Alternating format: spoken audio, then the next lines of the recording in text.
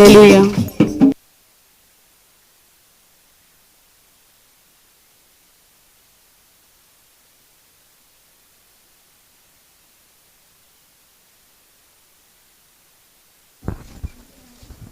అందరూ కూడా కళ్ళు మూసుకుందాము.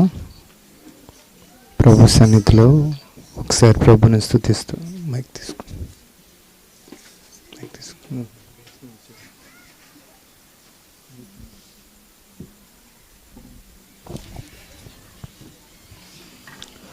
నీ సాగేద యేసునితో అని పాస్టర్ గారు పాట పాడుతుంటారు.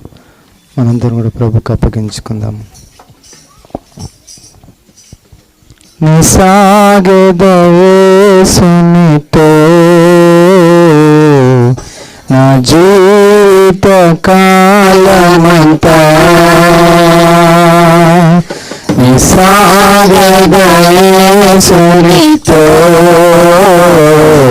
నా జీవిత కాలమంతా యేసుతో గడిచేదా, యేసుతో గడిచేదా, యేసుతో గడిచేదా, యేసుతో గడిచేదా.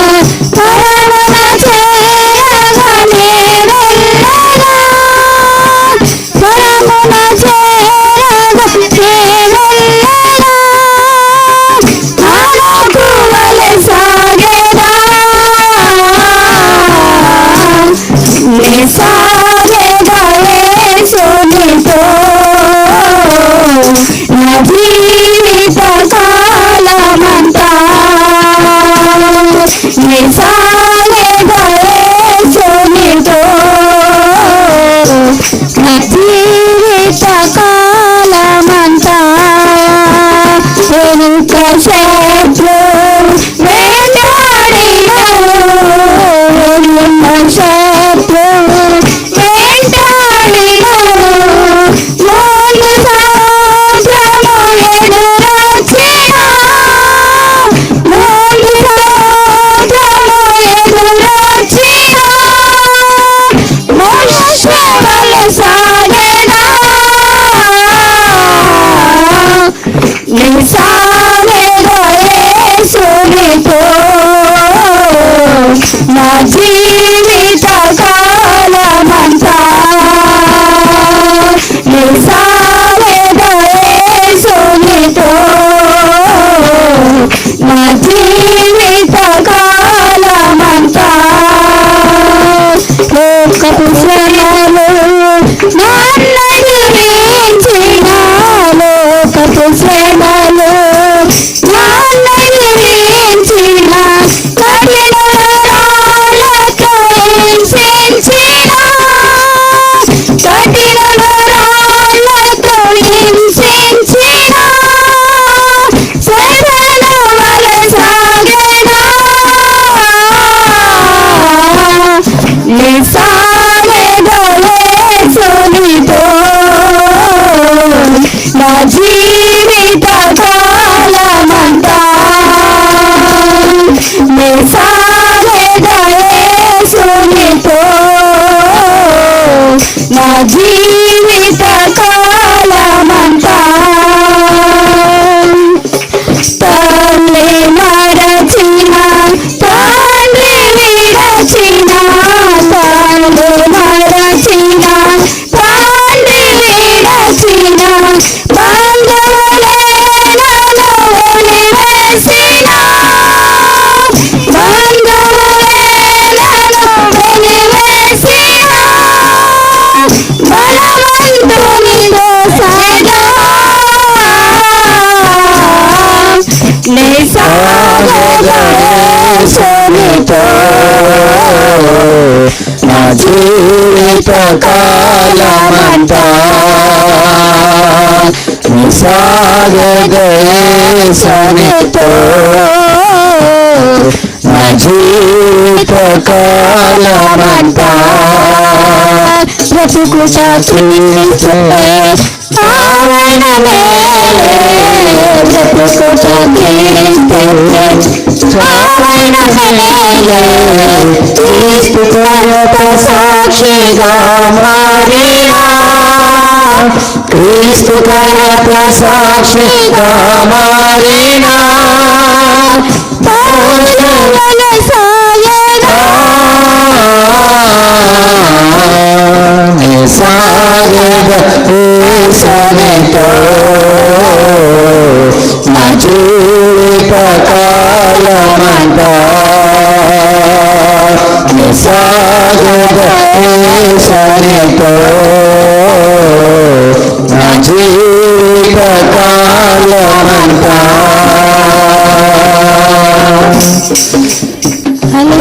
కళ్ళు మూసుకుని ఆకాశ చేతులతో ప్రభుకు వందనాలు చెల్లిద్దాం. స్తోత్రం స్తోత్రం స్తోత్రం. హల్లెలూయా హల్లెలూయా హల్లెలూయా హల్లెలూయా హల్లెలూయా హల్లెలూయా హల్లెలూయా హల్లెలూయా హల్లెలూయా.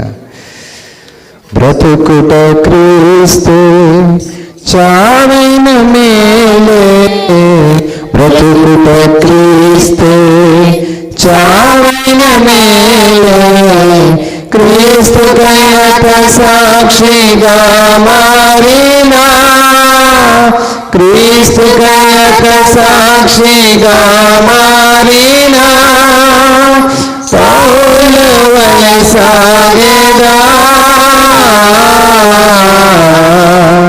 నిసాగద యేసునితో నా జీవిత కాలమంతా నిసాగద యేసునితో నా జీవిత కాలమంతా. రాత్రి ప్రభు సన్నిధి మనకు అనుగ్రహించబడుచుండగా చేతులెత్తి ఎక్కడైతే ఇద్దరు ముగ్గురు నా నామలో కూడుకుంటారు వారి మధ్యలో నేను ఉంటానని సెలవిచ్చిన దేవుడు మన మధ్యలో రాత్రి ఆయన ఉన్నాడు కనుక మన స్థితుల మీద ఆయన ఆశీర్వదినట్లు ఆయనని సంతోషపెట్టే స్థితి ఒక్కసారి చేతులతో ఆయనకు అప్పగించినాం. ప్రభువానికి స్తోత్రములు తండ్రి. రాత్రి మీ మధ్యలో ఉన్నందుకు నీకు వందనాలు ప్రభు. నువ్వు నమ్మదగిన దేవుడు కనుక మా మధ్యలో ఉన్నావు. నువ్వు నమ్మదగిన దేవుడు ప్రభు. మాటిచ్చావు నేను ఇక్కడ నేను ఉంటానని ప్రభు. నువ్వు ఉన్నందుకు నేను ఇక్కడ ఉన్నావు ప్రభు. నీ యొక్క కృపను బట్టి నీకు అన్నాను. మా కొరకు తిరిగి రామయ్య ప్రభు నీకు అన్నాను. మా కొరకు ఇప్పటికీ తండ్రి యొక్క ప్రధాన యాజకుడుగా మా కొరకు ఉన్న దేవానికి అన్నాను. సత్య సాక్షినికి అన్నాను. నమ్మకమైన వాడానికి అన్నాను. ఆరాధన యోగుడానికి అన్నాను. సర్వోన్నతానికి అన్నాను. అయానికి స్థితి కలుగుతుంది. అందరూ కూడా చేతులతో ఒక్కసారి ప్రభుకు వందనాలు చెల్లిద్దాం. యేసయ్యానికి వందనాలు. హల్లెలూయా. యేసయ్యానికి స్తోత్రములు తండ్రి. మంచివాడానికి వందనాలు. ఆరాధనకు కూడా నీకు వందనాలు. ఓ మహిమ గల దేవానికి వందనాలు. ఉన్న చోటున వెలుగుండునుగా, ఉన్న చోటున చీకటి దారిద్ర్యపడునుగాక. ఈ స్థలములో నేను ప్రత్యక్షత అనేకులు పొందుకొందురుగాక. ఓ నేను హృదయములు తెరవబడునుగాక, మనోనేత్రములు తెరవబడునుగాక, ఆత్మీయ నేత్రములు తెరవబడునుగాక. అయా ఇదిగోనైనా నీ యొక్క పరలోకానికి అనేకులకు నేను ఇదిగో ద్వారము తెరవబడునుగాక. ప్రతి ఇంటిలోనికి నీ ప్రేమ అయా చేరునుగాక. ఈ కుటుంబంలో స్త్రీని గారిని నా ప్రవేశంలో అయా ఇదిగో కుమార్తె పని ప్రణీత అని వారికి ప్రేమించిన సుగుణాన్ని, అలాగే నా ప్రభు ఇదిగో గ్లోరిని, అలాగే శ్రీని గారి తోబుట్టులోని ఇదిగో ప్రణీత గారి తల్లి తండ్రిని, అలాగే తమ్ముడిని, కుటుంబాన్ని మీ చేతులకు అప్పగిస్తున్నాను. నీ రక్తం కిందికి వారిని తీసుకొని వస్తున్నాను తండ్రి. ఏసు రక్తం వేస్తున్నాము. ప్రతి కట్లు తెరబడిన కాక, మనోనేత్రములు తెరబడిన కాక, హృదయాలు తెరబడిన కాక, చెవులు తెరవబడిన కాక, అంధకార ఆధిపత్యం నుండి ఏసు నామములో విడుదల కలుగును గాక. ఓ ప్రతి కట్లు తంపబడిన గాక, కాడు విరగొట్టబడిన గాక. ఏసు రక్తం ఏసు నామములో విడుదల ప్రకటిస్తున్నాము. ఓ రక్షణ కలుగునట్లు నీ ప్రత్యక్షత కుటుంబంలో ప్రతి బిడ్డకు కలుగును గాక. ఓ ఈ గృహం నుంచి నీ వెలుగునైనా ఇదిగో వెళ్ళును గాక. నైనా అయ్యా ఇది ఉప్పు వలె కుటుంబం ఉండును గాక, వెలుగు వలె కుటుంబం ఉండును గాక. అనేకమైన రక్షణకు నడిపించే భాగ్యం కుటుంబానికి ఓ కలుగును గాక. ప్రభుకు స్తోత్రములు స్తోత్రములు స్తోత్రములు స్తోత్రములు స్తోత్రములు. నీకు మహిమ కలుగును గాక, నీకు మహిమ కలుగును గాక. ఏమిచ్చిన రుణం తెచ్చుకోవాలి. నీ గాయపడిన స్థంతో శ్రీని గారిని మీరు కొట్టండి. నీ గాయపడిన హస్తంతో సహోదరి ప్రణీతను మీరు కొట్టండి. తన ఇద్దరు పిల్లల్ని జ్ఞానముతో, తెలివితో, మంచి ఆరోగ్యంతో, మంచి భవిష్యత్తుతో ఇప్పుడే మీరు నింపమని ప్రార్థిస్తున్నారు. సంపూర్ణమైన స్వస్థత నీ కుమార్తె ప్రణీతకు అనుగ్రహించబడును కాక. వారి తండ్రికి, వారి తండ్రికి, వారి కుటుంబానికి గొప్ప వెలుగు కలుగును గాక. గొప్ప వెలుగు, రక్షణ వెలుగు కలుగును గాక. శ్రీను గారి యొక్క ఆరోగ్యం, శ్రీను గారు చేస్తున్న పనిలో దేవుడు అభివృద్ధి కలిగించును గాక. తన చిత్తంలో ఉపవాసం ఉండి సంకల్పం దేవుడి గురించి నేను బిడ్డలు ఆలోచిస్తున్నారు. దాని విషయంలో యేసు నామములో మార్గములు తెరవబడును గాక. యేసు నామములో మార్గములు తెరవబడును గాక. కూడి వచ్చిన సంఘాన్ని ఆత్మతో నింపండి.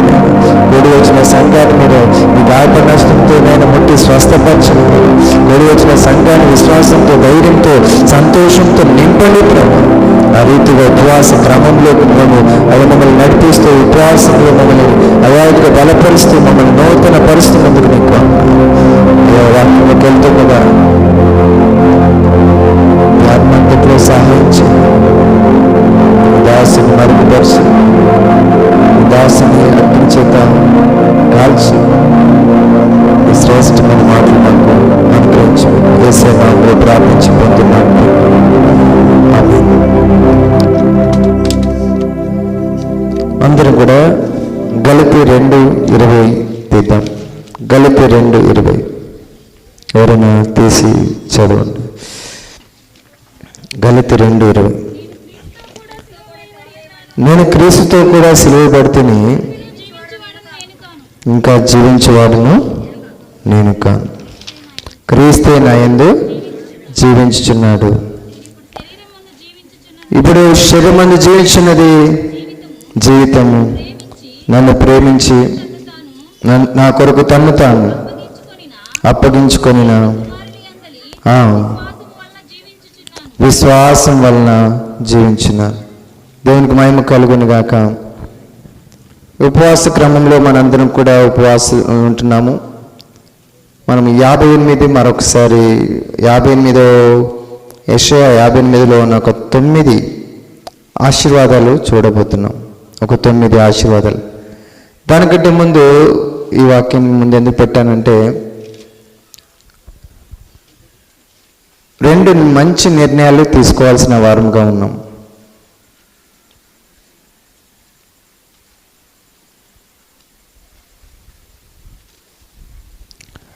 రెండో కొరింథీ 3వ అధ్యాయం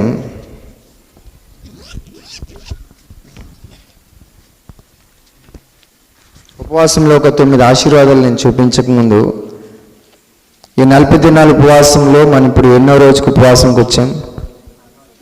16వ రోజు.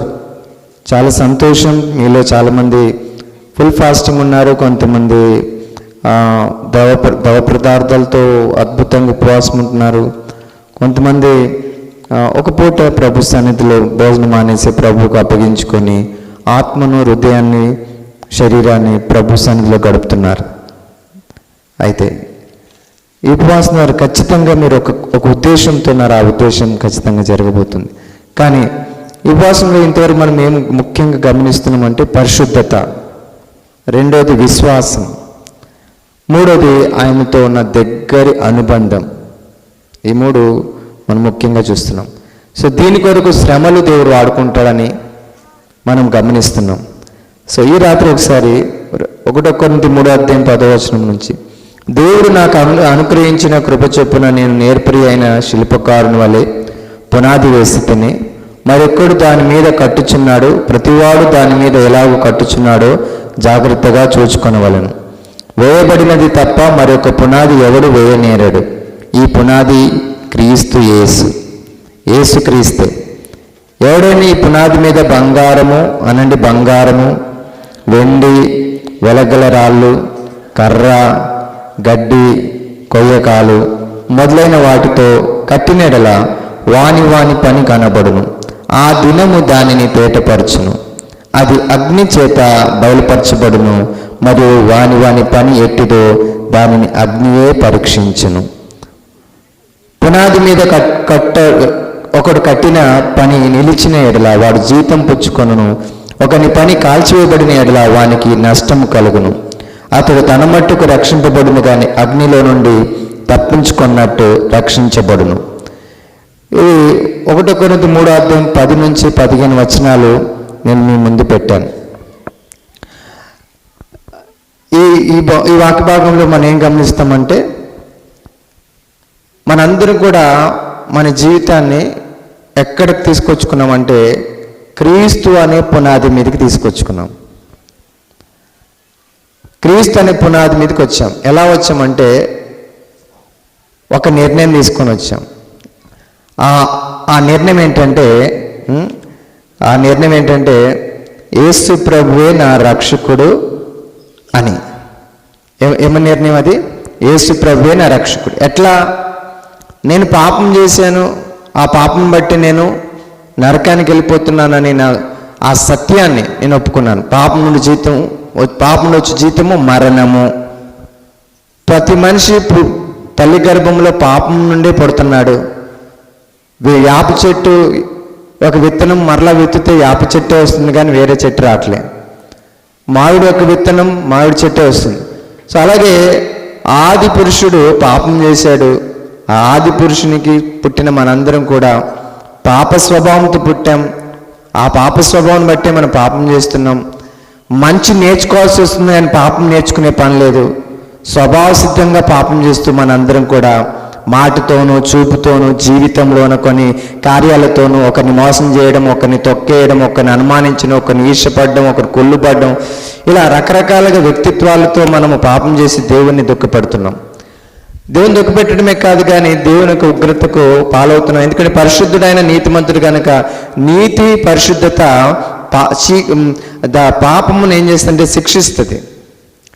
చీకటిని వెలుగు పారదొలినట్టు పాపమును నీతి అను వెలుగు ఖచ్చితంగా దాన్ని అంతం చేస్తుంది. సో అంతమైపోయే స్థితే నరకం అంటాం. ఆ అంతమయ్యే స్థితిలో ఉన్నాం కనుక మన పాపమును మనం కడుక్కోవాలి. ఉదయాన్నే సబ్బుతో స్నానం చేస్తాం, బట్టలు కడుక్కుంటాం, బట్టలకు రిన్ను వాడతాం, రకరకాలుగా అన్నిటినీ శుభ్రం చేసుకునే వస్తువులు మనకున్నాయి.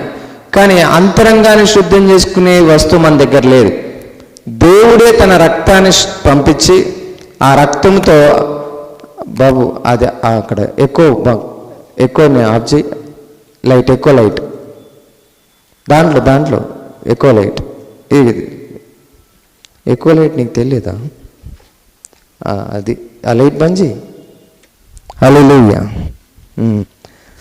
దేవుడే తన రక్తాన్ని ఈ భూమి మీదకి నరావతారుగా వచ్చి సిలువలో రక్తాన్ని చిందించి ఆ రక్తము ద్వారా మన పాపమును కడిగాడు. వాక్యంలో మనం చూస్తాము, రక్తము చేత మాత్రమే శుద్ధీకరణ జరుగుతుంది. సో ఆ రక్తం ఎవరిదై ఉండాలి? దేవుని రక్తమే ఉండాలి. ఎందుకంటే ఈ భూమి మీద ఏ రక్తము పవిత్రమైనది కాదు మనిషిని పాపం కడగడానికి. సో మరణ శాసనం చేసిన వాడు రక్తమును చిందించడానికి ఆయనే మరణమై రక్తము చిందించి ఆయన రక్తం ద్వారా పాపమును కడిగేశాడు. ఆయన మరణం ద్వారా మనిషిని మరణాన్ని అంతం చేశాడు. ఇక ఆ మరణము నుండి తప్పించాడు కనుక, నా పాపం వచ్చి జీతం మన మరణం నుండి తప్పించాడు కనుక ఆయన నన్ను మరణం నుండి రక్షించిన వాడుగా రక్షకుడుగా నేను ఆయనని నమ్మినప్పుడు అది మొదటి నిర్ణయం అవుతుంది. ఎప్పుడైతే నువ్వు దేవుడి లోకానికి 2024 సంవత్సరాలు ఒక కన్య గర్భంలోకి వచ్చి శరీరం ధరించి ఆ శరీరంతో 3.5 సంవత్సరాలు ఆయన జీవించి 3.5 సంవత్సరాలకు సిలువలో లోక పాపములన్నీ కూడా మోసుకొని పోయి దేవుని గొర్రెపిల్ల వలె రక్తమును చిందించి వధించబడి చంపబడి ఆ రక్తము మానవ పాపం కొరకని ఆయన సిలువలో క్షమాపణను ప్రకటించి ఆ రక్తముతో మన పాపములు కడుక్కోమని మానవ జాతికి సువార్త ప్రకటించబడుచుండగా ఏ వ్యక్తి అయితే ఆ రక్తం ద్వారా నా పాపములు కడగబడతాయని నోటితో ఒప్పుకొని హృదయంతో విశ్వసించి ఆ యేసును నా రక్షకుడు, ఈ పాపము నుంచి వచ్చు నరకమును మరణం నుండి రక్షించింది ఆ రక్తము, ఆయన ప్రాణ త్యాగము, అది నా విషయములో ఆయన ప్రాణం పెట్టాడు, నా బదులుగా ఆయన ప్రాణం పెట్టాడు అని గమనించి దాన్ని పరిశీలించి దాన్ని ఒప్పుకొని దాన్ని నమ్మి అంగీకరించినప్పుడు ఆ బండ మీదకి వస్తాం. క్రీస్తు అను బండ మీదకి వస్తాం. సో వేయబడిన బండ అదొకటే అని ఉన్నాడు. వేయబడిన తప్ప మరొక పునాది ఎవడును వేయనేరడు, ఈ పునాది యేసుక్రీస్తే. సో ఈ బండ మీద ఇక జీవితం కట్టబడాలి. ఒకవేళ బండే లేకపోతే, ఇంటికి పునాదే లేకపోతే ఆ ఇల్లు కూలిపోతుంది, ఆ ఇల్లు అంతమైపోతుంది. సో ఇప్పుడు ఇల్లు కట్టకముందు పునాది వేయాలి. సో ప్రతి మనుషుడు తన జీవితాన్ని ఒక పునాది మీదకి తీసుకురావాలి. ఆ పునాది బైబిల్ చెప్తుంది ప్రభు అయిన యేసుక్రీస్తు. చాలామంది చక్కగా ఇల్లు కట్టుకోవచ్చు, పునాది లేకుండా అందంగా ఇల్లు కట్టుకోవచ్చు. కానీ తుఫాన్ వచ్చినప్పుడు, గాలి వచ్చినప్పుడు పునాది లేని కారణాన ఆ ఇల్లు కూలిపోతుంది, అది అంతమైపోతుంది. లోకంలో మనుషులు చాలా గొప్ప చదువులు చదువుతున్నారు, గొప్ప జ్ఞానమును సంపాదిస్తున్నారు, గొప్ప పేర్లు సంపాదిస్తున్నారు, చాలా మంచి కార్యాలు సమాజంలో చేస్తున్నారు. చేసిన తర్వాత వారు ఒక రోజు ఈ మట్టి దేహం అంతమైపోతుంది. అయితే ఆ మట్టి దేహంలో ఉన్న ఈ ఆత్మ ఎంతో జీవితాన్ని కట్టింది, కానీ ఇప్పుడు అది దేవుని ఎదుట అది ఎలా ఉందంట, పునాది లేనిదిగా ఉంది, అది కూలిపోతుంది. సో నువ్వు ఎంత మంచి జీవితం ఈ భూమి జీవించినా నువ్వు ఒక పునాది మీద ఈ జీవితాన్ని నువ్వు కట్టుకోవాలి. ఆ పునాది ఏంటంటే, ఇదిగో నీ పాపమును కడిగిన, నీ కొరకు చనిపోయి తిరిగి లేచిన, పరలోకపు నుంచి దిగి వచ్చిన సృష్టికర్త అయిన ప్రభు అయిన యేసుక్రీస్తు. గట్టిగా చప్పులు కొట్టి దేవుని మహిమపరచండి. ఎందుకు ఈ మాట ఇలాగూ చెప్తున్నానంటే, మనము స్వభావ సిద్ధంగా పాపులం. మనం క్రియలో పాపం చేసాం, జన్మలో పాపము, క్రియలో పాపం కనుక ఆ జన్మ కర్మ పాపములను కడగడానికి దేవుడి లోకానికి నరవతారకు వచ్చి రక్తము చిందించి ఆ రక్తం ద్వారా జన్మ పాపమును కడిగేశాడు, జన్మ కర్మ పాపమును కడిగేశాడు. జన్మ కర్మ పాపమును మన మీద మోసుకుంటూ, ఆ భారాన్ని మన మీద పెట్టుకుంటూ ఈ భూమి మీద మన జీవితాన్ని జీవిస్తున్నాం. ఒక తండ్రిగా జీవిస్తున్నాం, ఒక భర్తగా జీవిస్తున్నాం, ఒక కుమారునిగా జీవిస్తున్నాం, ఒక ప్రయోజకుడు అవుతున్నాం, ఈ భూమి మీద బ్రతుకుతున్నాం. చివరికి ఒక రోజు ఈ జీవితాన్ని వదిలేసి వెళ్ళిపోతున్నాం. అయితే ఆ తర్వాత జీవితం ఏంటి అని బైబిల్ సెలవిస్తే, ఆ తర్వాత జీవితము పాపం నుంచి జీవితము మరణము, అనగా అగ్నిగుండము, నిత్య నరకం. దేవుడు మనని ప్రేమించాడు కనుక మనము అలా పతనమైపోద్దని, ఒక చక్కగా ఇల్లు కట్టిన తర్వాత పునాది లేకపోతే ఇల్లు పడిపోతుందని అందరికీ తెలుసు. ఆ ఇల్లు అలా పడిపోవద్దని సృష్టికర్త అయిన దేవుడే దిగి వచ్చి ఒక పునాదిని ప్రతి మనిషికి ఏర్పాటు చేశాడు. ఈ భూమి మీద జీవించే ప్రతి వ్యక్తి కూలిపోతాడు, పతనమవుతాడు, అంతమైపోతాడు. ఈ భూమి గతించిపోబోతుంది. ఈ భూమి మీద జరుగుతున్న ప్రతి నటన అంతా కూడా ఒకరోజు అంతమైపోతుంది. సృష్టి అంతా కూడా అంతమైపోతుంది. అయితే ఈ సృష్టి మీద సపరేట్గా ఒక పునాదిని పెట్టడానికి వచ్చాడు. ఆ పునాది మీద ఉన్నప్పుడు ఈ సృష్టి పోతుందేమో, కానీ ఆ పునాది మీద జీవితాన్ని కట్టుకున్నవాడు ఏమవ్వడు, అంతమవ్వడు. హల్లెలూయా. సో ప్రభు అయిన యేసుక్రీస్తు సృష్టికర్త అయిన దేవాది దేవుడి లోకానికి మనుషులను ప్రమాదకరమైన ఈ లోకంలో జీవిస్తున్న వారిని కాపాడడానికి, కూలిపోయి అంతమైపోయే ఈ లోకంలో వారిని కాపాడడానికి, లయమైపోయే ఈ లోకంలో వారిని కాపాడడానికి తానే పునాదిగా ఆయన భూమి మీదకి దిగి వచ్చాడు. హల్లెలూయా. ఇప్పుడు ఆ పునాది మీదకి వచ్చి ఒక భర్తగా జీవించాలి, ఆ పునాది మీదకి వచ్చి ఒక భార్యగా జీవించాలి. ఆ పునాది మీదకి వచ్చి నువ్వు ఒక చక్కటి జీవితాన్ని కడితే ఆ జీవితానికి ఏమిస్తాడంట, బహుమానం ఇస్తాడంట. అందుకే చూడండి, ఎవడైనా ఈ పునాది మీద బంగారము, వెండి, వెలగల రాళ్ళు, కర్ర, గడ్డి, కొయ్యకాలు, ఈ పునాది మీద కూడా చాలామంది పునాది మీద మంచి పునాది, అది గట్టి పునాది, అది బండ. ఆ బండ మీద గుడిసేసుకోవచ్చు, ఆ బండ మీద కొయ్యకాలతో కట్టవచ్చు, ఆ బండ మీద గడ్డితో కట్టుకోవచ్చు, ఆ బండ మీద కర్రతో కట్టుకోవచ్చు. కానీ అగ్నికి అది పరీక్షించబడినప్పుడు ఆ బండ ఉంటుంది, కానీ కట్టబడినది నువ్వు ఏదైతే కట్టినవో ఆ నీ జీవితం కాలిపోతుంది. ప్రభు త్వరగా రాబోతున్నాడు. మొదటిసారి ప్రభు వచ్చాడు, మనుషులందరికీ బండనివ్వడానికి వచ్చాడు. అంతమైపోయే లోకంతో అంతమైపోయే లోకం నుండి అంతమైపోకుండా ఒక కాపాడబడి ఒక బండనిచ్చాడు. సో అందరూ ఆ బండి మీదకి వచ్చేసేయాలి. అయితే అంతమవ్వడానికి లోకం సిద్ధంగా ఉంది. సో అంతమైపోయేటప్పటికి ప్రభు వచ్చినప్పుడు అగ్ని చేత పరీక్షిస్తూ ఉంటాడు, లేకపోతే కాలుస్తున్నప్పుడు ఆ బండ మీదని ఉండి కాలిపోయే వాటితో నీ జీవితాన్ని కట్టుకుంటే ఖచ్చితంగా నువ్వు ఉంటావేమో కానీ నువ్వు కట్టిన జీవితానికి ఏముండదు. అంటే నువ్వు పడిన ప్రయాసకు నీకేముండదు. అందుకే ఒకసారి మంచిగా చదవండి. ఆ దినము దానిని తేటపరచును, అది అగ్ని చేత బయలుపరచబడును. మరియు అగ్ని అంటే దేనికి సాదృశ్యం అంటే తీర్పుకు. అందరు చెప్పండి, తీర్పు కనండి. దేవుడి భూమిని తీర్పు తెచ్చడానికి రెండోసారి వస్తున్నాడు. మొదటిసారి రక్షకుడిగా వచ్చాడు, గర్రెపిల్ల వలె తనను తాను అప్పగించుకున్నాడు. కానీ రెండోసారి ఆయన రాజుగా రాబోతున్నాడు, తీర్పు తీర్చడానికి వస్తున్నాడు. నీతిమంతుడు గనక, పరిశుద్ధుడు గనక కొత్త ఆకాశము కొత్త భూమిని ఆయన నిర్మించి ఆ కొత్త ఆకాశము కొత్త భూమిలో ఇది మనందరినీ తీసుకెళ్ళడానికి వెళ్ళబోతున్నాడు గనక ఆ కొత్త ఆకాశంలో నీతి మాత్రమే, ప్రేమ మాత్రమే, పరిశుద్ధత మాత్రమే ఉండాలి గనక ఈ పాత భూమిలో పాత లోకంలో ఇదిగో లయమైపోయే ఈ లోకంలో నీవు నేను కూడా ఇదిగో ఆ కొత్త ఆకాశము కొత్త భూమిలోనికి వెళ్ళక ముందు పరిశుద్ధంగా ఉన్నామా లేదా? మనము టమాటాలు కొనడానికి కొట్టుకెళ్తాము, లేకపోతే వంకాయలు కొనడానికి కొట్టుకెళ్తాం. అక్కడ ఏది పడితే అది తీసుకోము. స్త్రీలు ఆ కూరగాయలు షాప్కి వెళ్ళినప్పుడు చక్కగా మంచి ఏరుకుంటారు, పనికిరాని అని వదిలేస్తారు. అలాగే కొత్త ఆకాశము కొత్త భూమిలోనికి పరిశుద్ధమైనది నీతిగా ఉండేది వెళ్ళబోతుంది. సో పరిశుద్ధమైనదిగా అంటే ఇక మన ఎవరు పరిశుద్ధులు ఉన్నారు భూమి మీద? ఎవరు లేరు. నీతిగా ఎవరున్నారు? ఎవరు లేరు.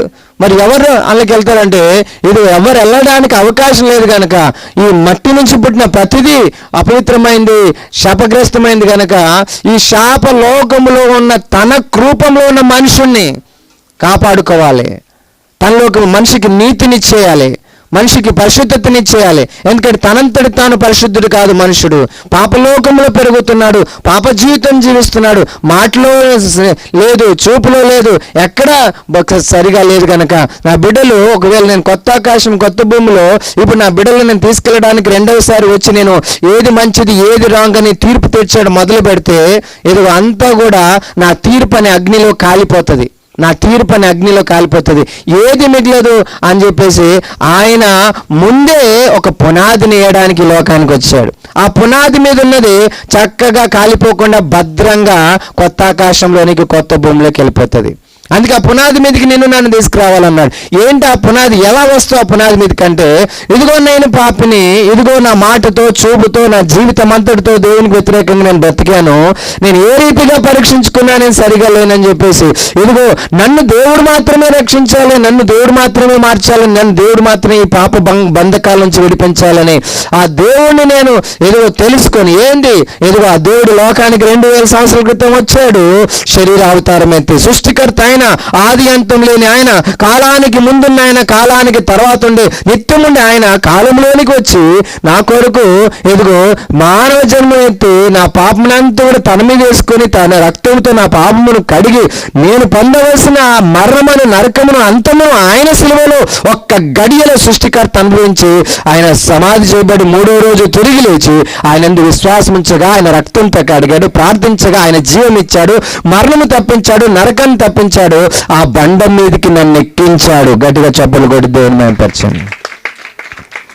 ఇప్పుడు ఆయన రెండవసారి తీర్పుకు తీయడానికి అంటే అగ్నితో వస్తున్నప్పుడు ఆ బండ మీద ఉన్నది మిగిలిపోతుంది, ఆ బండ కింద ఉన్నదంతా కూడా లయమైపోతుంది. ఆ బండకు వెలుపలున్నది ఆ బండ మీద లేనిది. సో ఆ బండ మీదకి రావడం అంటే ఏంటంటే ఆయన నా రక్షకుడు అని నమ్మడమే ఆ బండ మీదకి తీసుకొచ్చి అర్హత కలిగించేది. దేవాది దేవుడు 2025 సంవత్సరాల క్రితం నా కొరకు వచ్చాడు. యేసు క్రీస్తును నరుడుగా వచ్చాడు. ఆయన నా కొరకు ఇదిగో రక్తం చిందించాడు, నా పాపమును కడిగేశారు. ఆ పాపము నాకు కడిగేసినందుకు నాకు నా మరణాన్ని ఆయన అనుమతించి నాకు మరణం తీసేశాడు. అలాగే ఆయన చనిపోయాడు, నేను కూడా చనిపోతానని తిరిగి లేచి నాకు మరణం లేకుండా నిత్య జీవం అనుగ్రహించడానికి ఆయన తిరిగి లేచాడు. లేచిన వాడు పరలోకానికి వెళ్ళాడు. వెళ్ళి మన నిత్యత్వంలో నాకు నివాసం ఏర్పాటు చేయడానికి వెళ్ళాడు. ఆయన రెండవసారి వస్తాడు, నన్ను తీసుకెళ్తాడని ఈ సత్యమును, సరళమైన ఈ చిన్న సత్యాన్ని నమ్మిన వెంటనే ఆ బండ మీద ఎక్కిస్తాడు. గట్టిగా చప్పలు కొట్టి దేవుని వినిపించాడు. దీనికి ఇంకా గొప్ప జ్ఞానంతో పని లేదు. ఎందుకంటే జ్ఞానము మనిషిని రక్షించదు, జ్ఞానమును మనిషిని రక్షించదు. మనిషి చేస్తున్న ఏ నీతి కార్యము మనిషిని రక్షించదు. ఎందుకంటే మా భూమి మీద అంత కూడా శాపగ్రస్తమైంది, అంత కూడా పాడైపోయింది. ఇక దేవుడే వచ్చి మనిషిని విడిపించడం తప్ప వేరే మార్గం లేదు. అందుకే ఆయన వచ్చి రక్తం చిందించి మానవుణ్ణి రక్షించడానికి ఆ యొక్క రక్షణ కార్యము సిలువలో చేశాడు. అది జస్ట్ నమ్మంటున్నాడు. విశ్వాసము ద్వారా కృపచేత రక్షణ, అంతే, దానికంటే ఇంకొకటి లేదు. నీ క్రియలు నీతిగుడ్డతో సమానం అన్నాడు. నీ నీతి క్రియలు నీతిగుడ్డతో సమానం అన్నాడు. సో ఎంతో ఈ సత్యాన్ని గ్రహించి చిన్నపిల్లలు, ఎందుకంటే చిన్నపిల్లలు ఆయన దగ్గరికి వస్తుంటే ఆయన ఆటంకపరుస్తా ఉన్నారు. ఈయన గురువు గారు రా, ఈయన పెద్ద అయినరా, ఈయన మాటలు మీకేం అర్థం అవుతుందిరా అని చిన్నపిల్లలని దూరపరుస్తుంటే యేసుప్రభు చిన్నపిల్లల్ని నా దగ్గరికి మీరు రాకుండా ఆటంకపరచొద్దు, ఎందుకంటే ఇలాంటి వారివే పరలోక రాజ్యం. అంటే నేను చెప్పేది చిన్న పిల్లలాగా అంగీకరిస్తే చాలు అని అన్నాడు. విశ్వాసము చిన్న పిల్లలాగా ఉండాలన్నారు. మనకున్న జ్ఞానం ఏం చేస్తుందంటే చిన్న చిన్న సత్యాలను అనగా అవసరమైన దానిని నమ్మనివ్వదు. మనకున్న చాలా జ్ఞానము, మనుషుడు ఏర్పాటు చేసుకున్న గొప్ప ఈ జ్ఞానము దేవుని సత్యాన్ని, ఆ సరళమైన సత్యాన్ని ఇదిగో అంగీకరించదు. వాక్యం ఏం చెప్తుందంటే చూడండి, ఎఫెసీ పత్రిక 2వ అధ్యాయము రక్షణ ఎట్లా కలిగిందో, ఎఫెసీ పత్రిక 1వ అధ్యాయము అక్కడ రక్షణ యొక్క సరళత ఎంత సింపుల్గా ఉందో మనం చూస్తాం. ఎఫెసీ పత్రిక 1వ అధ్యాయము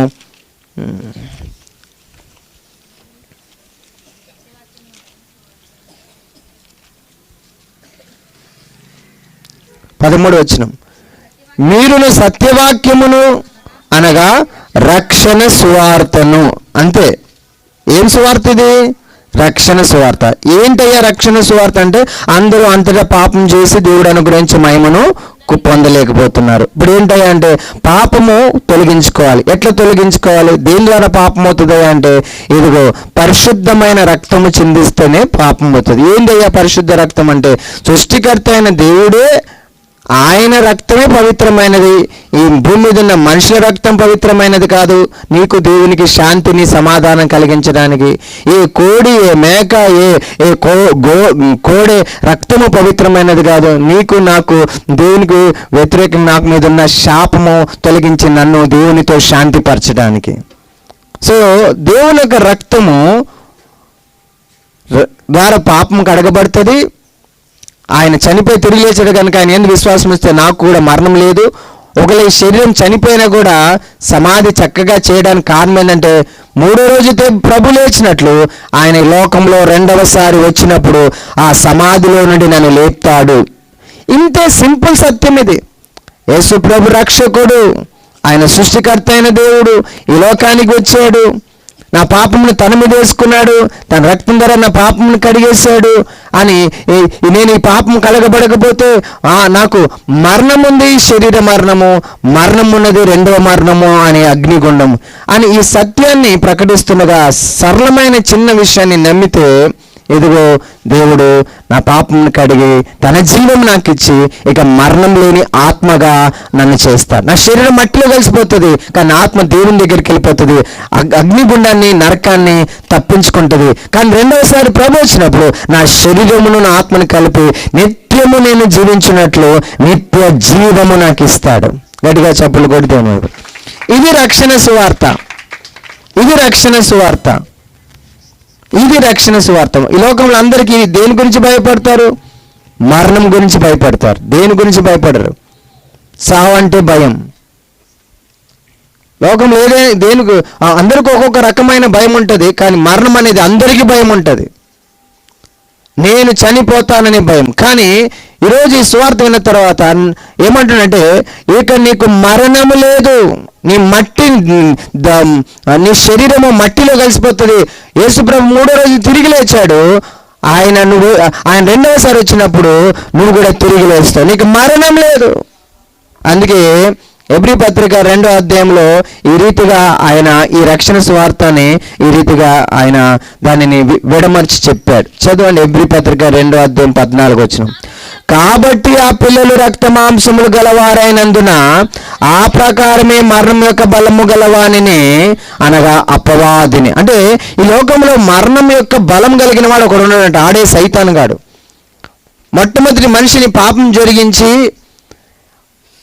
మరణముతో మనిషిని దేవుడు సృష్టించలేదు, మనిషిని నిత్యము బ్రతికేటట్టు సృష్టించారు. కానీ మనుషులు అందరూ పుట్టిన వాళ్ళందరూ మట్టిలో కలిసిపోతున్నారు, దాన్నే మరణం అంటున్నాం. సో ఆ మరణం యొక్క బలము గలవాడు ఒకడు ఉన్నాడు. మనుషుడు ఎందుకు చచ్చిపోతున్నాడంటే దానిని జరిగించడానికి ఒక బలం కలిగిన ఒకడు ఉన్నాడు, వాడే అపవాది, వాడే బైబిల్ ప్రకారంగా చూస్తే సైతాను అని అంటాం. ఆ అపవాదిని తన మరణము ద్వారా నశింపజేశాడంట. అందరి మరణాన్ని వాడు వశంలో చేసుకొని అందరి మరణానికి అప్పగిస్తున్నాడు. అయితే తన మరణము సృష్టికర్త మరణించడం ఎక్కడైనా చూస్తామా?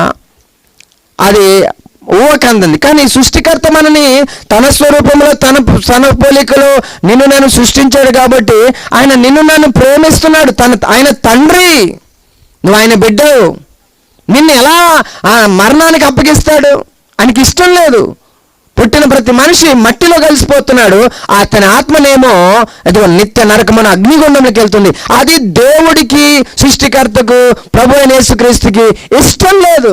నిన్ను ప్రేమిస్తున్నాడు. దేవుడు లోకమును ఎంతగానో ప్రేమించాడు కనుక ప్రతి ఒక్కరు నశింపక నిత్యము దేవునితో జీవించాలని వారందరి కొరకు తన కుమారుని పంపించాడంట. కుమారుడు రక్తం చిందించాలంట. కుమారుడు మానవుని పాపమును వహించి, మానవుని పాపమును మోసి, శాపమును తన రక్తంతో, పాపమును తన రక్తంతో కొట్టేసి ఆయన మరణం ద్వారా మానవుని మరణమును, ఆ మరణ బలము కలిగిన అపవాదిని అంతము చేయాలని, సైతానును అంతం చేయాలని, మరణ బలము కలిగిన వానిని తన మరణం ద్వారా నశింపజేసి జీవిత కాలమంతా మరణ భయము చేత దాస్యమునకు లోబడిన మనుషులను విడిపించుటకు ఆయన కూడా రక్తమాంసము పాలువాడాయను. దేవుడు రక్తమాంసములుగా పుట్టకపోతే ఆయన మన కొరకు మరణించడానికి అవకాశం లేదు. అందుకే ఆయన మనుషుడు వచ్చాడు. దేవునికి మరణం ఉండదు. ఆయన మొదటివాడు, కడపటివాడు, యుగ యుగమును జీవించేవాడు. అలాంటి అయినప్పుడే ఆయన దేవుడు. సో నిత్యము నా దేవుడు తన పిల్లలు చచ్చిపోతున్నారు, తన పిల్లలు అంతమైపోతున్నారని తన పిల్లల్ని ప్రేమించి కుమారుడైన యేసుని లోకానికి పంపించాడు. ఆ కుమారుడైన యేసు నిత్యము సమస్తమును సృష్టించిన ఆ కుమారుడు, కలిగినది ఏది ఆయన లేకుండా కలగలేదు. సృష్టికర్త అయిన కుమారుడు ఈ లోకములో శరీరమును రక్తమాంసములు కలిగిన వాడే.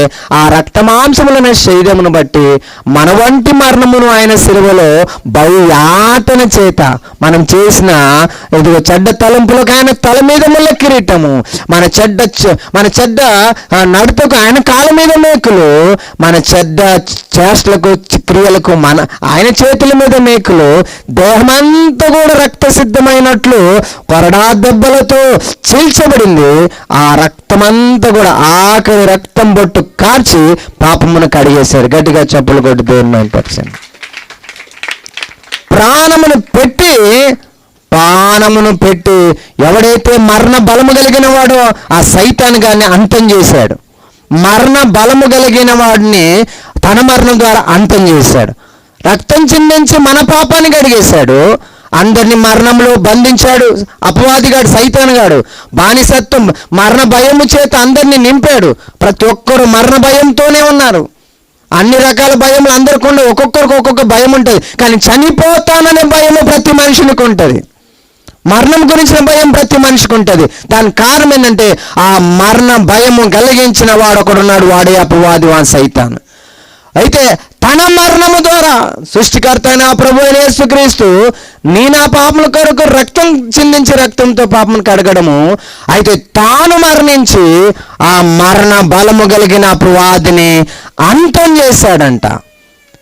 ఇక ఈ విషయాన్ని నమ్మిన వారందరినీ ఆయన ఏం చేస్తున్నట్ట, చదువు చెప్పేసి, ఈ సువార్తను విని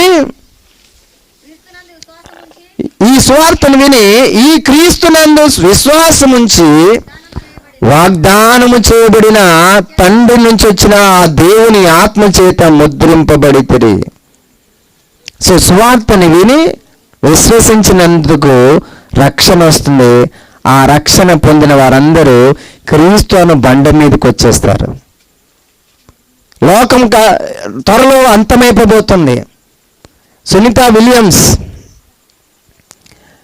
ఏం చేసింది నిన్న? ఆమె ఆ యొక్క స్పేస్ షటిల్ ద్వారా ఆమె అట్లాంటా సముద్రంలో ఆమె ల్యాండ్ అయింది. ఆమె ల్యాండ్ అయిన తర్వాత సునీత విలియమ్స్ 9 రోజులు ఉండాల్సిన ఆమె 9 నెలలు ఉంది కదా, ఆమెతో మాట్లాడారు, అమ్మా నీకేమనిపిస్తుంది అని. వాళ్ళు దిగకముందే ఒక ఇంటర్వ్యూ జరిగింది అక్కడ ఇంకో ఆయన పేరు బుచ్ ముర్రా, ఏం పేరు ఆయన పేరు, బిల్ ముర్రా, బిల్ మోరీ అని ఇంకో ఆయన, ఇద్దరు ఉన్నారు అక్కడ. ఆయనైతే అక్కడుండే ప్రభుని బట్టే మేము ఇక్కడ క్షేమంగా ఉన్నామని సాక్ష్యం ఇచ్చేసాడు. సునీత విలియమ్స్ భూమి మీదకి వచ్చిన తర్వాత ఆమె మాట్లాడింది తెలుసా, కొన్ని సంవత్సరాల నుంచి ప్రతి సంవత్సరము 4 నుంచి 5 డిగ్రీల వేడి పెరుగుతూ ఉంది. అయితే నేను అక్కడ ఇన్ని నెలలు ఉండి గమనించింది ఏం తెలుసా, చాలా కొద్ది రోజుల్లోనే 50% ఎండలు పెరిగిపోతాయి. భూమి చుట్టూ భయంకరమైన వేడి పెరుగుతూ ఉంది. చాలా ప్రమాదకరమైన స్థితిలో లోకం వచ్చేస్తుంది అని అన్నది. లోకాంతం అంటే ఇవన్నీ బైబిల్లో ముందే చెప్పబడినాయి. లోకాంతము సమీపంగా ఉంది. లోకము లయమైపోవడానికి ఉంది. లోకము దాని నటన గతించును అని వాక్యం సెలవిస్తుంది. చూడండి, ప్రకటన గ్రంథం 22వ అధ్యాయం 1వ వచనం. మరియు 22వ అధ్యాయము 21వ అధ్యాయం 1వ వచనం. అంతటి నేను క్రొత్త ఆకాశము క్రొత్త భూమిని చూచితిని. మొదటి ఆకాశము మొదటి భూమి గతించిపోవును, సముద్రము ఇక లేకపోవును. సముద్రం, కొత్త ఆకాశం, కొత్త భూమి అంటే ఇంత పెద్ద అంతరిక్షమే గతించిపోతుందంట. మనం నివసిస్తున్న ఈ భూమి గతించిపోతుందంట. మన చుట్టూ ఉన్న సముద్రము లేకుండా పోతుందంట. ఇది బైబిల్ చెప్తుంది. సో ప్రస్తుతము పరిస్థితులు మనం గమనిస్తుంటే ఈ గ్లోబల్ వార్మింగ్ కాదు ఇప్పుడు ఎక్కడి నుంచి వస్తుంది తెలుసా, భూమి యొక్క ఈక్వేటర్ అంటే ఏమంటారు, ఈక్వేటర్ అంటే ఏంటి తెలుగులో, భూమధ్య రేఖ. దాని యొక్క పొడవు ఎంతైతుందో, భూమి పొడవు ఎంతైతుందో సూర్యుని నుండి అంట అంత వెడల్పు ఏమొస్తుందంట, అగ్ని చిమ్ముతుందంట. అది సోలార్ ఫ్లేర్స్ అంటారు. అవి మనము సూర్యుని చుట్టూ ఉన్న ఈ గ్రహాల మీదకి అవన్నీ అలా వస్తాయంట. దాన్నే సోలార్ స్టామ్ అంటారు. అంటే సోలార్ స్టామ్ అంటే సూర్యుడు తుఫాను, సూర్యుడి నుంచి వచ్చే తుఫాను. సునామీ అంటే సముద్రం నుంచి వచ్చే తుఫానే, కానీ సూర్యుడి నుంచి వచ్చే తుఫాన్ రాబోతుంది. అది ఎంత పెద్దగా తెలుసా, ఒక్కొక్క అగ్ని చిమ్ముతుంది, అది ఆ నిప్పులు అలా చిమ్ముతుంది. ఆ నిప్పుల యొక్క వెడల్పు ఎంత ఉంది తెలుసా, భూమి యొక్క ఈక్వేటర్ ఎంత పెద్దగా ఉంటుందో అంత. అది కానీ ముందుకు కొనసాగుతూ అలా భూమి మీద పడితే బూడిదే. కేవలం జస్ట్ వాటి కిరణాల యొక్క వేడి కొన్ని రోజుల తర్వాత 50% పెరుగుతుంది అని అంటే, అసలు 50% ఏంది, డిగ్రీలు ఇప్పుడు ఈరోజు ఎంత ఉందో నాకు తెలియదు, కానీ 40 డిగ్రీలకి 44 డిగ్రీలకే తట్టుకోలేము, 50 డిగ్రీలకే తట్టుకోలేము. ఇక అది 60-70కి పోతే ఏడుంటే మనుషుడు. ఆకులు ఎండిపోయిన ఆకులు రాలిపోయినట్టు మొత్తం మానవ జాతి రాలిపోతుంది. అంటే లోకము అంతానికి ఉంది, లయమైపోవడానికి ఉంది. ఈ లయమైపోయి ఈ లోకంలో నువ్వు కట్టుకుంటున్నావు నీ జీవితాన్ని, చాలా గొప్పగా కట్టుకుంటున్నావు. జ్ఞానాన్ని పెంచుకొని కట్టుకుంటున్నావు, ధనాన్ని పెంచుకొని కట్టుకుంటున్నావు, పేరు ప్రఖ్యాతులను పెంచుకొని కట్టుకుంటున్నావు. ఇలా కట్టుకుంటున్నావు, కానీ కట్టబడేదంతా కూడా కూలిపోవడానికే ఉంది లోకం. అందుకే కూలిపోకుండా కొత్త ఆకాశము కొత్త భూమిలోనికి రావడానికి నువ్వు ఒక పునాది మీదకి రావాల్సిన వారికి ఉన్నావు. ఏ నిర్ణయం నేను పునాది మీదకి తీసుకొస్తుందంటే, సృష్టికర్త అయిన ప్రభువైన యేసుక్రీస్తు నీ రక్షకుడు అని నువ్వు తీసుకున్న నిర్ణయాన్ని బట్టి ఆ బండ మీదకి వస్తావు. ఆ బండ మీదకి వచ్చిన వారు ఇక కొత్త ఆకాశము కొత్త భూమిలోనికి వస్తారు. అందుకే బైబిల్ ఒకటి చెప్తుంది, యేసునందు విశ్వాసం ఉంచుము, అప్పుడు నీవును నీ కుటుంబము రక్షించబడును అన్నాడు. అంతే, దానికంటే ఎక్కువ ఏమీ చేయమని అడగట్లే. పాపనొచ్చి జీతము మరణము, అయితే క్రీస్తు యేసునందు ఇదిగో విశ్వాసము, ఇదిగో ఉచితముగా నీకు రక్షణ, నిత్య జీవము. ఆ నిర్ణయం, ఆయన రక్షకునిగా నిర్ణయం ఎవరైతే, ఏ కుమారుడైతే, ఏ కుమార్తె అయితే, ఏ చంటి బిడ్డ అయితే, ఏ బిడ్డ అయితే, ఏ ముసలైనా ఎవరైనా తీసుకుంటే, ఆ తీసుకున్న గడిలో దేవుని ఆత్మ అతన్ని లోనికి వచ్చి అతన్ని దేవుని కుమారునిగా కుమార్తెగా స్వీకరించి ఆ బండ మీద నిలుపుతుంది. గట్టిగా చప్పలు కొట్టి దేవుని మైంపరచండి. నువ్వు త్వరగా బండ మీదకి రావాలి, ఎందుకంటే త్వరలోనే లోకమంతమైపోతున్నది. త్వరలోనే లోకమంతమైపోతున్నది. శాస్త్రవేత్తలు వారు చెబుతున్నారు, వారి పరిస్థితులు గమనించారు. 9 నెలలు ఆ అంతరిక్షంలో ఉండి ఏం చూసావమ్మా భూమి మీద, నువ్వు ఏం గమనించావు, నీ యొక్క అభిప్రాయం ఏంటి? What is your thought about this creation, what is the thought about your present situation అంటే, ఇట్స్ వెరీ డేంజరస్ సిచ్యువేషన్. చాలా ప్రమాదకరమైన పరిస్థితుల్లో ఉన్నాము. ఎదుగో భయంకరంగా 50% వేడి పెరుగుతుందంట. 50% వేడి పెరగడం ఏందండి? 50% వేడి పెరగడం అంటే 50 ఇప్పుడు 40 డిగ్రీలకి 50 ఎంత? 20 డిగ్రీలు. 20 + 40 60 డిగ్రీలకి ఎండ పెరుగుతుందంట. 60 డిగ్రీలకి ఎండ పెరుగుతారని ఉంటారు అసలు? ఏమైనా ఉంటుందా? ఏదైనా చెట్టు అని ఏదైనా ఉంటుందా? గడ్డి ఎండిపోతుంది మామూలుగా. ఈ టైంలో గడ్డి ఎక్కడ ఉండదు మనకి. ఈ 60 డిగ్రీలకు ఉంటే చెట్లు ఎండిపోతాయి, సముద్రాలు ఆరిపోతాయి, నదులు ఎండిపోతాయి, నీళ్ళుండవు. ఆమె చెప్పింది అది. సో చిన్న ఒక స్త్రీ ఆ 9 నెలల అంతరిక్షంలో ఉండి ఆమె చెప్పిన విషయం అది. బైబిల్ చెప్తుంది లోకం అంతమవడానికి రెడీగా ఉంది. లోకము ప్రభు రాకడికి సిద్ధంగా ఉంది. రెండవసారి ప్రభు రాబోతున్నాడు. అప్పుడు అది దాన్ని తీర్పు అని బైబిల్ సెలవిస్తుంది. ఎలాగైతే నీవు కూరగాయలను మంచి వాటిని ఏరుకుంటావో, అలాగా మంచిదంతా కూడా, అంటే ఆ బండ మీద ఉన్నదంతా కూడా ఎక్కడికి వెళ్ళిపోతుంది? కొత్త ఆకాశము కొత్త భూమిలోకి వెళ్ళిపోతుంది. బండ మీద ఉండేది, బండ మీద లేనిదంతా కూడా పుచ్చిపోయినది. కాబట్టి అదంతా కూడా ఆ అగ్నికి అంతమైపోతుంది, ఆ తీర్పుకు అంతమైపోతుంది. సో అందుకే నేను తీసుకోవాల్సిన నిర్ణయం ఏంటంటే, ప్రభు అయిన యేసుక్రీస్తుని నీ రక్షకుడుగా, సొంత రక్షకుడుగా నువ్వు తీసుకోవాలి. సరే, ఆ ఒక్క నిర్ణయం సరిపోతుందా అంటే, ఇక్కడ చూడండి, అది ఆ ఒక్క నిర్ణయం తీసుకొని ఇంకొక నిర్ణయం తీసుకోకపోతే, ఇప్పుడు మనం చదివిన కొరింథీ పత్రిక 3వ అధ్యాయంలో ఒక ప్రమాదం జరగబోతుంది. ఆ బండ క్రీస్తే. ఆ బండ మీదకి ఎంతమంది వస్తున్నారో మంచిదే. ఆ బండ మీద ఉన్న నీవందరం కూడా ఆ నిత్యత్వంలోకి పోతాము, లయమైపోకుండా కాపాడబడతాం. అయితే ఈ భూమి మీద ఆ బండ మీద నువ్వు ఏం చేస్తావు? జీవితం కట్టుకుంటావు. ఏం చేస్తావు? జీవితం కట్టుకుంటావు. అందరు కట్టుకుంటున్నారు, కానీ బండ లేకుండా కట్టుకుంటున్నారు. అందరు కట్టుకుంటున్నారు, క్రీస్తు లేకుండా కట్టుకుంటున్నారు, బండ లేకుండా కట్టుకుంటున్నారు. సో అది ఆయన వచ్చినప్పుడు బండ మీద ఉన్నది క్షేమంగా ఉంటుంది, బండ లేనిదంతా కూడా పతనం అయిపోతుంది. ఎందుకంటే పునాది లేనిది కూలిపోతుంది. పునాది లేని కూలిపోతుంది. సరే, నువ్వైతే కూలిపోకుండా ఉంటావు, దేవునికి మహిమ కలవను. కానీ ఆ బండ మీద నువ్వు దేంతో కడుతున్నావు అది కూడా ముఖ్యం. ఆయన తీర్పు తీర్చినప్పుడు ఆ బండ మీద కర్రతో కడుతున్నావా? ఆ తీర్పు అనే అగ్నిలో కర్ర కాలిపోతుంది. సరే, నువ్వు ఉంటావు, కట్టావు నువ్వు కాబట్టి నువ్వు ఉంటావు. ఎందుకంటే బండ మీద నువ్వు ఉన్నావు కాబట్టి నువ్వు క్షేమంగా ఉంటావేమో, కానీ నువ్వు కట్టింది కాలిపోతుంది. నువ్వు కర్రతో కడుతున్నావా? నువ్వు గడ్డితో కడుతున్నావా? కొయ్యకాలతో కడుతున్నావా? అంటే నీ జీవితాన్ని దేవుని యందు విశ్వాసం ఉంచి ఆయన రక్తంతో కడగబడి ఆయన నీకు తన పరిశుద్ధతనిచ్చాడు. నువ్వు ఏ పరిశుద్ధురాలు కాదు, ఏ పరిశుద్ధుడు కాదు.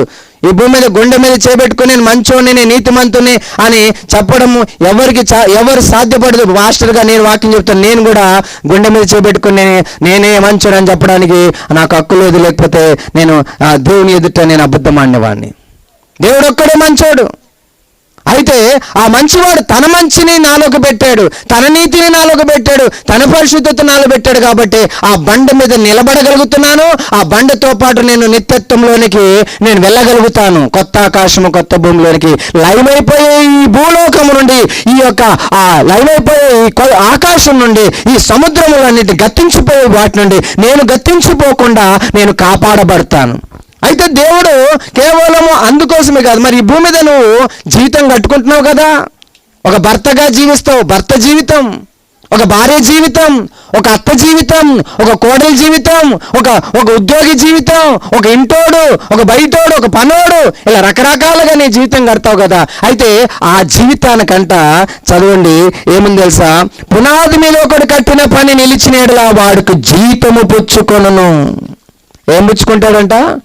రెండవసారి ప్రభు వచ్చినప్పుడు ఆయన బండ మీద, అనగా ఆయనే రక్షకుడని నిర్ణయం తీసుకుని ఆ బండ మీదకి వచ్చిన వారు, ఆయనే రక్షకుడని నిర్ణయం తీసుకుని ఆ బండ మీదకి వచ్చిన వారికంట వారు బ్రతికిన బ్రతుక్కి కేవలము ఆ కొత్త ఆకాశం కొత్త భూమి కాదు, బహుమానము జీతం ఇస్తాడంట. బహుమానం కూడా కాదు, అది జీతం. బహుమానం అంటే ఉచితంగా ఇచ్చేది. ఏంటి బహుమానము? నమ్మినందుకు బండ మీదకి ఎక్కిచ్చాడు, అదే బహుమానం. నమ్మినందుకు ఉచితముగా నిత్య జీవం అనేది బహుమానం. చూడండి రోమా 6:23, రోమా 6:23 ఏమంటాడు అక్కడ? ఏలైనగా పాపం వల్ల వచ్చి జీతము మరణము, అయితే దేవుని కృపావరము, కృపావరం అంటే ఉచితంగా ఇచ్చేది, మన ప్రభు అయిన క్రీస్తునందు నిత్య జీవం. సో నువ్వు ఆ బండి మీద రాగానే నిత్య జీవం, అనగా లయమైపోని లోకంలో కొత్త ఆకాశంలో కొత్త భూమిలో నిత్య జీవం పొందుకుంటావు. మరణం లేని వ్యక్తిగా నువ్వు నిత్యం బ్రతకబోతున్నావు. దేవుడు మరణం లేనివాడు కనుక నువ్వు కూడా మరణం లేనివాడుగా అనంతకాలమునకు నువ్వు జీవించబోతున్నావు. అది ఉచితముగా బహుమానముగా విశ్వాసమును బట్టి నీకు ఇవ్వబడుతుంది. ఉచితముగా బహుమానముగా విశ్వాసం బట్టి నీకు ఇవ్వబడుతుంది. ఆయనను రక్షకునిగా చేసుకున్నావు, రక్షకునిగా ఆయనని నమ్ముతున్నావు. విశ్వాసం అదే. అయితే ఇప్పుడు ఈ బండ మీద నీవు జీవించే జీవితము నీకేమిస్తుందంట? జీతం ఇస్తుందంట. బండ మీదకి వస్తే ఉచితంగా విశ్వాసం బట్టి నిత్య జీవం ఉచితంగా వస్తుంది, అది బహుమానం. కానీ జీతం ఉందంట. ఎందుకంటే ప్రభు నమ్ముకున్నావు, నమ్ముకుంటే ఏమొస్తుంది నీకు? అత్త పోరు వస్తుంది. నమ్ముకున్నావు, నీకేమొస్తుంది? భర్త పోరు వస్తుంది, పిల్లల పోరు వస్తుంది, సుఖం లేదు, సంతోషం లేదు, కొన్నిసార్లు రోగాలు వస్తున్నాయి, పోతనే పోవట్లే. ఏందమ్మా నువ్వు కొత్తగా దేవుడు నమ్ముకున్నావు, నీ దేవుడు ఏం చేయట్లేదా అని అవమానం ఎదురవుతుంది. అయినా కూడా నీ పరిశుద్ధతను అలాగే కాపాడుకుంటే నువ్వు కర్రతో కట్టిన భర్తవు కాదు, నువ్వు బంగారంతో కట్టుచున్న భర్తవు. నీకు నిందలు వస్తున్నాయి, నీకు అవమానాలు వస్తున్నాయి, నీకు రోగం పోట్లే, నీ అప్పులు తీరట్లే, ఈ భూమి మీద అంతా నలుగుడే, భూమి మీద బ్రతుకుతున్న బండలేని జీవితాలు బాగా పైకి ఎదిగిపోతున్నాయి. ఒక్కడికి అప్పు లేదు, ఎంత సుఖంగా ఎంత హాయిగా భూమి మీద బ్రతుకుతున్నారు, ఏసీలలో ఉంటున్నారు. నాకు ఏసీ లేదు, నాకు ఇంట్లో ఏ వస్తువు లేదు, మా రోగము, చచ్చిపోవాలనే పరిస్థితులు. నా భర్త నన్ను ప్రేమించాడు, అవమానిస్తాడు, నా మాట పట్టించుకోడు, నా అత్త నన్ను చూసుకోదు, నా కుటుంబం నన్ను చూసుకోదు, నా భార్య నన్ను ఎంత నల్లగొడుతుంది. సుఖం లేని జీవితం. నమ్ముకున్నావు ఎవరిని? రక్షకుని చేసుకున్న ఎవరిని? యేసుని. ఏం చేశాడయ్యా నీ యేసయ్యా నీకు?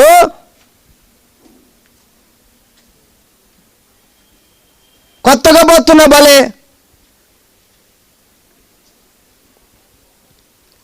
ఆ బండ మీదకి రక్షకునిగా చేసుకున్నందుకు ఉచితంగా ప్రవేశం, ఆ ప్రవేశం బట్టి ఉచితంగా నిత్యత్వం. కానీ నిత్యత్వంలో జీతం ఎప్పుడు ఇస్తుంది తెలుసా? నీకు కష్టాలు వచ్చిన ఈ మార్గంలో, నీకు నిందలు వచ్చిన ఈ మార్గంలో, నీకు ఇబ్బందులు వచ్చిన ఈ మార్గంలో నీ సాగేద యేసునితో నా జీవిత కాలమంతా, నీ సాగేద యేసునితో నా జీవిత కాలమంతా తల్లి మరచిన తండ్రి విడచిన తల్లి మరచిన తండ్రి విడచిన బంధువులే నన్ను వెలివేసిన బంధువులే నన్ను వెలివేసిన యోసేపు వలె సాగుతా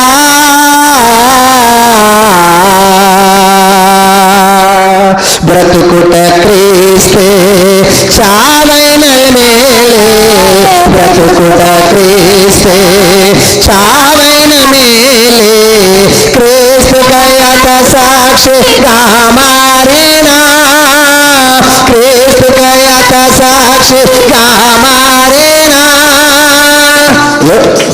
వలె సాగేదా. హల్లెలూయా. ఏంటి రెండవ నిర్ణయం ఏంటి? రెండవ నిర్ణయం ఏంటంటే ఆయన నాకు రక్షకుడు మాత్రమే కాదు, ఆయన నా ప్రభువు. చెప్పండి, ఏంటైనా రక్షకుడు అయితే బండ మీదకి ఎక్కుతున్నావు, అయితే బండ మీద నువ్వు ఇంకొక నిర్ణయం తీసుకోవాలి. ఏం తెలుసా?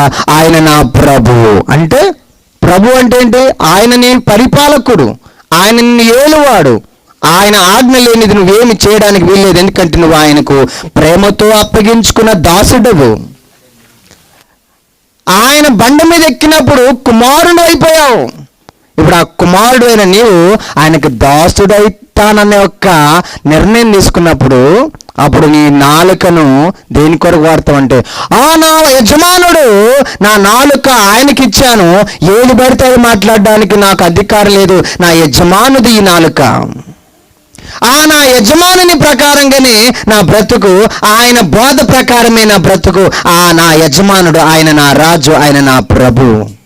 ఈ రెండవ నిర్ణయం నువ్వు తీసుకోకుండా ఈ భూమి మీద కేవలం ప్రభు బిడ్డగా నువ్వు బ్రతుకుతా ఉంటే, ఆయనను రక్షకుడుగా చేసుకుంటే నీవు గడ్డి లాంటి కట్టడం కడతావు. నీ బతుకంతా కొయ్యకాలు లాంటి బతుకు నీ జీవితం అంతా ఉంటుంది. ప్రభు నిన్ను ఆయన వచ్చి ఆయన లయమైపోతున్న లోకానికి ప్రభు రాబోతున్నాడు. సంఘమ తీర్పు లోకం మీదకి రాదు, మొదట తీర్పు సంఘానికి.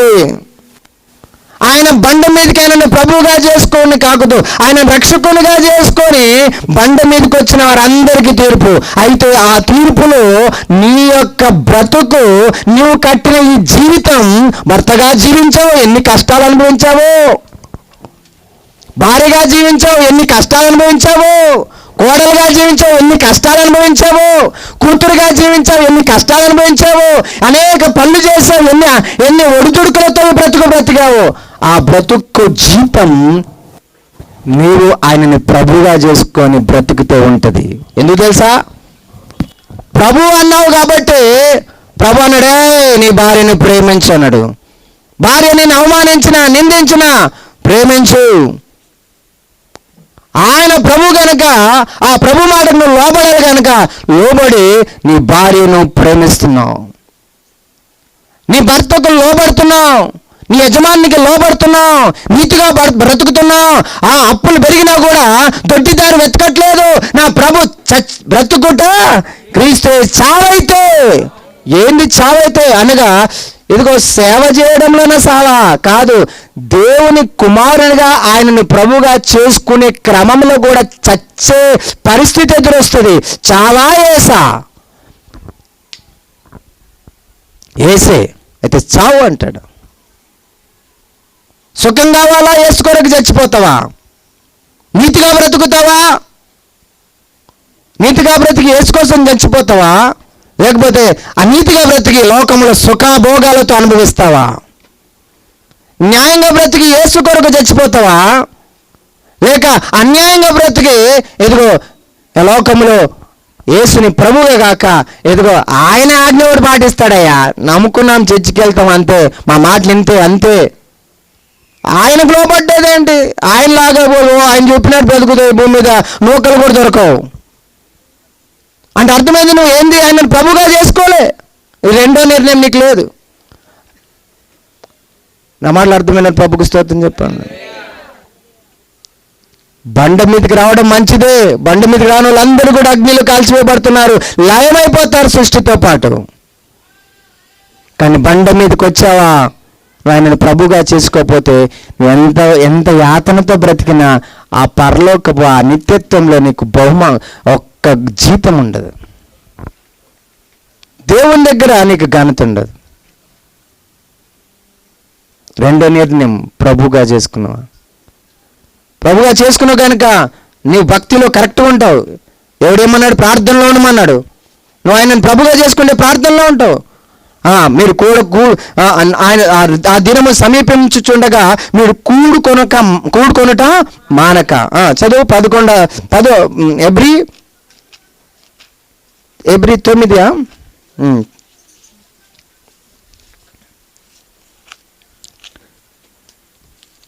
ఎబ్రి 11, ఎబ్రి 10:25-24. కొందరు మానుకొనుచున్నట్టుగా సమాజముగా కూడుకొనుట మానక ఒకరినొకడు హెచ్చరించుచు ఆ దినము సమీపించుట. ఏ దినము? ప్రభు దినము. ప్రభు రాకడ సమీపించుచుండగా మీరు ఏం చేయమంటున్నాడు? మీరు చూచిన కొలది మరి ఎక్కువగా అలాగూ చేయొచ్చు, ప్రేమ చూపుటకు సత్కార్యము చేయుటకు ఒకరినొకరు పురికొల్పుకొని వాళ్ళనని ఆలోచించము. ఎందుకు ఈ 40 దినాలు ప్రతిరోజు మనం కూడుకోవాలంటే ఈ వాక్యముల ద్వారా పురికొల్పబడుతున్నాం, ధైర్యం చెప్పబడుతున్నాం. ఇదిగో ఎట్లా బ్రతకాలో ప్రోత్సహించబడుతున్నాం, మండుతున్నాం, ఆదరించబడుతున్నాం. ప్రభు కొరకు ఎట్లా బ్రతకాలో తెలియపరచబడుతున్నాం. మోసపోతున్నా, ఇదిగో ప్రభు కొరకు బ్రతకడం వల్ల ఎంత మేలో, ఇదిగో అన్యాయం చేయబడుతున్నా ప్రభు కొరకు బ్రతకడం ఎంత మంచిదో, ఇదిగో తృణీకరించబడుతున్నా ప్రభు కొరకు బ్రతకడం ఎంత మంచిదో, అది ఎట్లాంటి స్థితికి తీసుకెళ్తుందో, దాని ద్వారా ఎంత మేలో, అది ఎంత ఆరోగ్యకరమో, అది ఎంత దీవెనకరమో చెప్పబడ్డానికి కూడుకోండి. పొడికొల్పుకోబడడానికి కూడుకోండి అంటే కూడుకునే విషయంలో కూడా నా ఇష్టం అంటున్నా చూడు. అప్పుడు నువ్వు ప్రభువుని ప్రభుగా చేసుకోలేదు, రక్షకునిగా చేసుకున్నావు. బండ మీద ఉన్నావు. నీ జీవితంలో గడ్డితో నీ బ్రతుకు కట్టుకుంటున్నావు, కర్రతో కట్టుకుంటున్నావు. అర్థమైన వారు ప్రభుకు స్తోత్రం చెప్పండి. ఎందుకు బతిలాడుతున్నాం ఫోన్ చేసి, అయ్యా అమ్మ రండి మీరు దీవించబడతారు. అక్కడ దీవెన ఏం తెలుసా? దీవెన తెలుసా? నువ్వు బంగారం లాంటి బ్రతుకు కట్టుకోవడమే దీవెన. నీకు సరైన ఉపదేశము, నీ హృదయాన్ని సరైన రీతిగా నడిపించే ఆ ఉపదేశం నీకు అవసరం. నీ కష్టాల్లో నువ్వు దేవుని కొరకు ఎట్లా బ్రతకాలి, అది ఇంపార్టెంట్. అప్పుడు నువ్వు బంగారంలా కట్టుబడతావు. చెప్తున్నా కదా, కష్టాలు వస్తాయి, శ్రమలు వస్తాయి. ఈ భూమి నీకు దేవుని నమ్ముకున్నావు కాబట్టి ఇక సుఖం లేదు, ఇంకా ఎక్కువ కష్టాలు వస్తాయి. ఎందుకంటే ఇది ఆత్మకు వ్యతిరేకమైన ప్రకృతి లోకం. నీ ఆత్మ రక్షించబడింది ఆత్మకు వ్యతిరేకమైన శారీరక లోకం.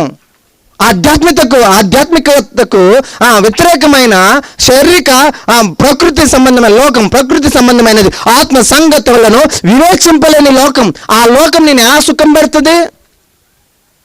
ఆ లోకమే కదా నేను పాపంలో నెట్టేసి దేవునికి దూరం చేసింది. అది ఇప్పుడు నీకు ఎలా క్షేమిస్తుంది? ఇవ్వదు. ఆ లోకపు మమకారంలో ఉండకు. ప్రభు యొక్క లోబడిలో, ప్రభు యొక్క ఆజ్ఞ ప్రకారంగా ప్రతి అనుబంధాన్ని జీవించు. నీ భర్తతో ఎలా జీవిస్తావు, నీ భార్యతో ఎలా జీవిస్తావు, నీ అత్తతో ఎలా జీవిస్తావు, నీ కోడలతో ఎలా జీవిస్తావు అంటే ప్రభు ఎలా జీవించమన్నాడు అలా జీవించు. ఎలా జీవించమన్నాడు? ప్రేమించమన్నాడు, క్షమించమన్నాడు. నేను నిన్ను ఆదరిస్తాను, నేను నిన్ను ప్రేమిస్తాను, నా ప్రేమతో వారిని ప్రేమించు. నువ్వు వాళ్ళ నుంచి ఇంకేమి ఎక్స్పెక్ట్ చేయకు. నీ కష్టానికి సరైన ఆదాయం రాకపోతే ఒకటే అన్నాడు, నేను నిన్ను పోషిస్తాను. నీ జీవితంలో ఏ కార్యాలైతే చేయవలసినో ఆ కార్యాలకు నీ సంపాదన అవసరం లేదు. నాకు నీ జీవితంలో నేను చేయాలనుకున్న కార్యాలు నేను నా ద్వారానే నీకు జరిగిస్తాను. అబ్బో నేను ఇంత సంపాదిస్తే ఒక ఇల్లు కట్టుకుంటానేమో, ఇంత సంపాదిస్తే నాకు ఈ కార్యాలు జరుగుతాయి అనుకుంటున్నావు. లేదు, నీ ఆదాయము లేకుండానే ఆయన కట్టించాలనుకుంటే నీకు సమకూర్చి మరి కట్టించుకుంటాడు. సో నీ ఆర్థిక జీవితం కానీ, నీ పనులు కానీ, నీ సంబంధాలు కానీ ఆయనకు లోబడిని బ్రతుకుతున్నప్పుడు నిన్ను తలగా చేయాలనుకుంటే తలగా చేసేస్తాడు, యోబుని చేసినట్టు. కానీ ఒకటే గురి, ఆయన నా ప్రభు. ఆయనే మొదట నా జీవితంలో. ఆయన చెప్పినట్టే మిగతా అన్నిటితో అనుబంధం, ఆయన చెప్పినట్టే అన్ని పనులు, ఆయన చెప్పినట్టే నా జీవిత దైనందిక లైఫ్ స్టైల్. ఎవ్రీడే నేను పొద్దు నుంచి రాత్రి వరకు 24 గంటలు ఒక రోజు నాది. రేపు నాది కాదు, ఈ రోజు నాది. ఈ రోజు నేను ఆయనను ప్రభుగా చేసుకొని నా ప్రతి అడుగు నేను వేయాలి ఈరోజు. రేపు నాది కాదు, రేపు బ్రతుకుతా అంటే కుదరదు, రేపు ఉందో లేదో నాకు తెలియదు. ఈ రోజు ప్రభు దినం, ఈ రోజు నేను ప్రభులో ఆనందిస్తాను, ఈ రోజు ప్రభు కొరకు నీతిగా ఉంటాను, ఈ రోజు ప్రభుతో నేను ప్రభువుని బట్టి అందరితో ప్రేమతో ఉంటాను. నా అనుబంధాలు ప్రేమ, నా అనుబంధాలు సమాధానం, నా అనుబంధాలు ఓపిక. ఇదిగో ప్రేమను తత్వాన్ని చూపిస్తాను, ఇదిగో నా ప్రభువుకు పరిశుద్ధతను చూపిస్తాను, నా జీవితంలో విశ్వాసంతో బ్రతుకుతాను. ఎందుకంటే ఆయన నా ప్రభు. ఆ రెండవ నిర్ణయం నిన్ను బంగారంలాగా మారుస్తుంది. ఆ రెండవ నిర్ణయం నిన్ను గడ్డి కాదు, నిన్ను వెలగల రాళ్ళు వెండిలాగా మారుస్తుంది. ఆయన తీర్పు తీర్చినప్పుడు ఆ వేడిమిలో ఇదిగో మొదట భక్తులు కాలిపోతున్నారు, కానీ నువ్వు మాత్రం కాలిపోవు. ఎందుకంటే నువ్వు ఆయనని గొప్పగా చేసిన వాడవుతావు. రిచోడ్రా నా బంగారం. ఎవరు బంగారం అది? బ్రతికేంటి నువ్వు ఏమంటాడు? అదిగో అది నా బంగారం అంటాడు. ఎందుకంటే నేను ఇచ్చిన పరిశుద్ధతను కొరకు అలాగే బ్రతకగలిగింది, నేను ఇచ్చిన నీతి కొరకు అలాగే బ్రతకగలిగింది, నేను ఇచ్చిన ప్రేమ కొరకు అలాగే బ్రతకగలిగింది, నేను ఇచ్చిన క్షమాపణ కొరకు అలాగే బ్రతకగలిగింది, నేను ఇచ్చిన ఇదిగో విశ్వాసం కొరకు. అదే అంటే పరిశుద్ధత నీది కాదు ప్రభుది, ప్రేమ నీది కాదు ప్రభుది, నీతి నీది కాదు ప్రభుది, విశ్వాసం నీది కాదు ప్రభుదే. అన్నీ ఆయన ఇచ్చాడు. అయితే దానిని కొనసాగించింది చూడు, ఎక్కడ కాంప్రమైజ్ అయ్యలేదు. నేను చెప్పినాను, నన్ను ప్రభుగా చేసుకుంది, నా కాంప్రమైజ్ అవ్వకుండా తన నీతినంతా కొనసాగించింది, విశ్వాసమును కొనసాగించింది. ఎన్నెన్ని కష్టాలు వచ్చినా నా నుండి దూరం అవ్వలేదు, వెనక్కి వెళ్ళలేదు, విశ్వాసముతోనే బ్రతికింది. ఇదిగో ఎంతెంత శోధన వచ్చినా నేను ఇచ్చిన పరిశుద్ధత ఆమెకెక్కడిది, అతనికి ఎక్కడిది, అర్చించిన నేను కాబట్టి అని లేకుండా ఆయన పరిశుద్ధతను ఆ దేవుడు ఇచ్చిన పరిశుద్ధతను అలాగే కొనసాగించి ఆయన ప్రభు ఎలా ఆయన ఇచ్చిన ప్రతి ఆజ్ఞను తూచా తప్పకుండా ఎదుగు వెనుక అడుగు వేసుకుంటూ ఆయన పరిశుద్ధతలో నుండి పరిశుద్ధతలోనికి, ఆయన ఇచ్చిన విశ్వాసం నుండి అతి విశ్వాసంలోనికి, ఆయన ఇచ్చిన ప్రేమ నుండి అత్యధికమైన ప్రేమలోనికి ఇదిగో ఆమె ఎదిగింది. ఆ పునాది మీద ఉన్న ప్రేమను పెంచింది, ఆ పునాది మీద ఉన్న పరిశుద్ధతను పెంచింది, ఆ పునాది మీద ఉన్న విశ్వాసమును పెంచింది. ఇదిగో బంగారముగా వెలగల రాళ్ళగా వెండిలాగా నా బిడ్డ మారింది. నేను ఇప్పుడు వచ్చి తీర్పు తెరిస్తే నా బంగారమే, నా వెండి, నా వెలగల రాలే అని ఆయన ఇదిగో నీకు జీతం ఇచ్చాడు. గట్టిగా చప్పులు కొట్టి దేవుడు. బలా నమ్మకమైన దాసుడా, బలా నమ్మకమైన దాసుడా, నా బండ మీద ఎక్కించినప్పుడు నా బండ మీద నా పరిశుద్ధతను కొనసాగించావు, నా బండ మీద ఎక్కించినప్పుడు నా బండ మీద నీవు పొందుకునే విశ్వాసాన్ని పెంచుకున్నావు, నా బండ మీద ఎక్కించినప్పుడు నేను నీకు ఇచ్చిన నీతిలో పెరిగిపోయావు. బలా నమ్మకమైన దాసుడా, నువ్వు కట్టిన దానికి ఇదిగో జీతం, నీకు జీతం ఉన్నది. అందుకే ఉపవాస దినాలు నేను సరైన మార్గంలో నడిపించడానికి. నువ్వు రక్షకునిగా వేసుకుంటే బండ మీదకి ఎక్కుతావు, కానీ అది సరిపోదు. సరైన నిర్ణయం ఏం తెలుసా? ఆయనని ప్రభువుగా చేసుకోవాలి, ఆయనని రాజుగా చేసుకోవాలి. ఎంతమంది చేసుకోవడానికి సిద్ధంగా ఉన్నారు ఈ రాత్రి? కళ్ళు మూసుకుందాం.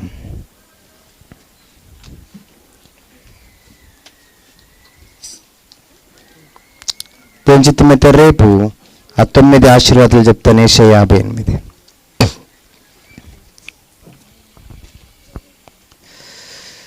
ఈ యెషయా 58లో వాళ్ళు ఉపవాసం ఉంటున్నారు. అందుకే దేవుడు వారికి ఏం చెప్పమంటుంది తెలుసా? నా తీర్పు వారికి చెప్పు అంటున్నాడు. మొదటి 2 వచనాల్లో అదే మనం గమనిస్తాం.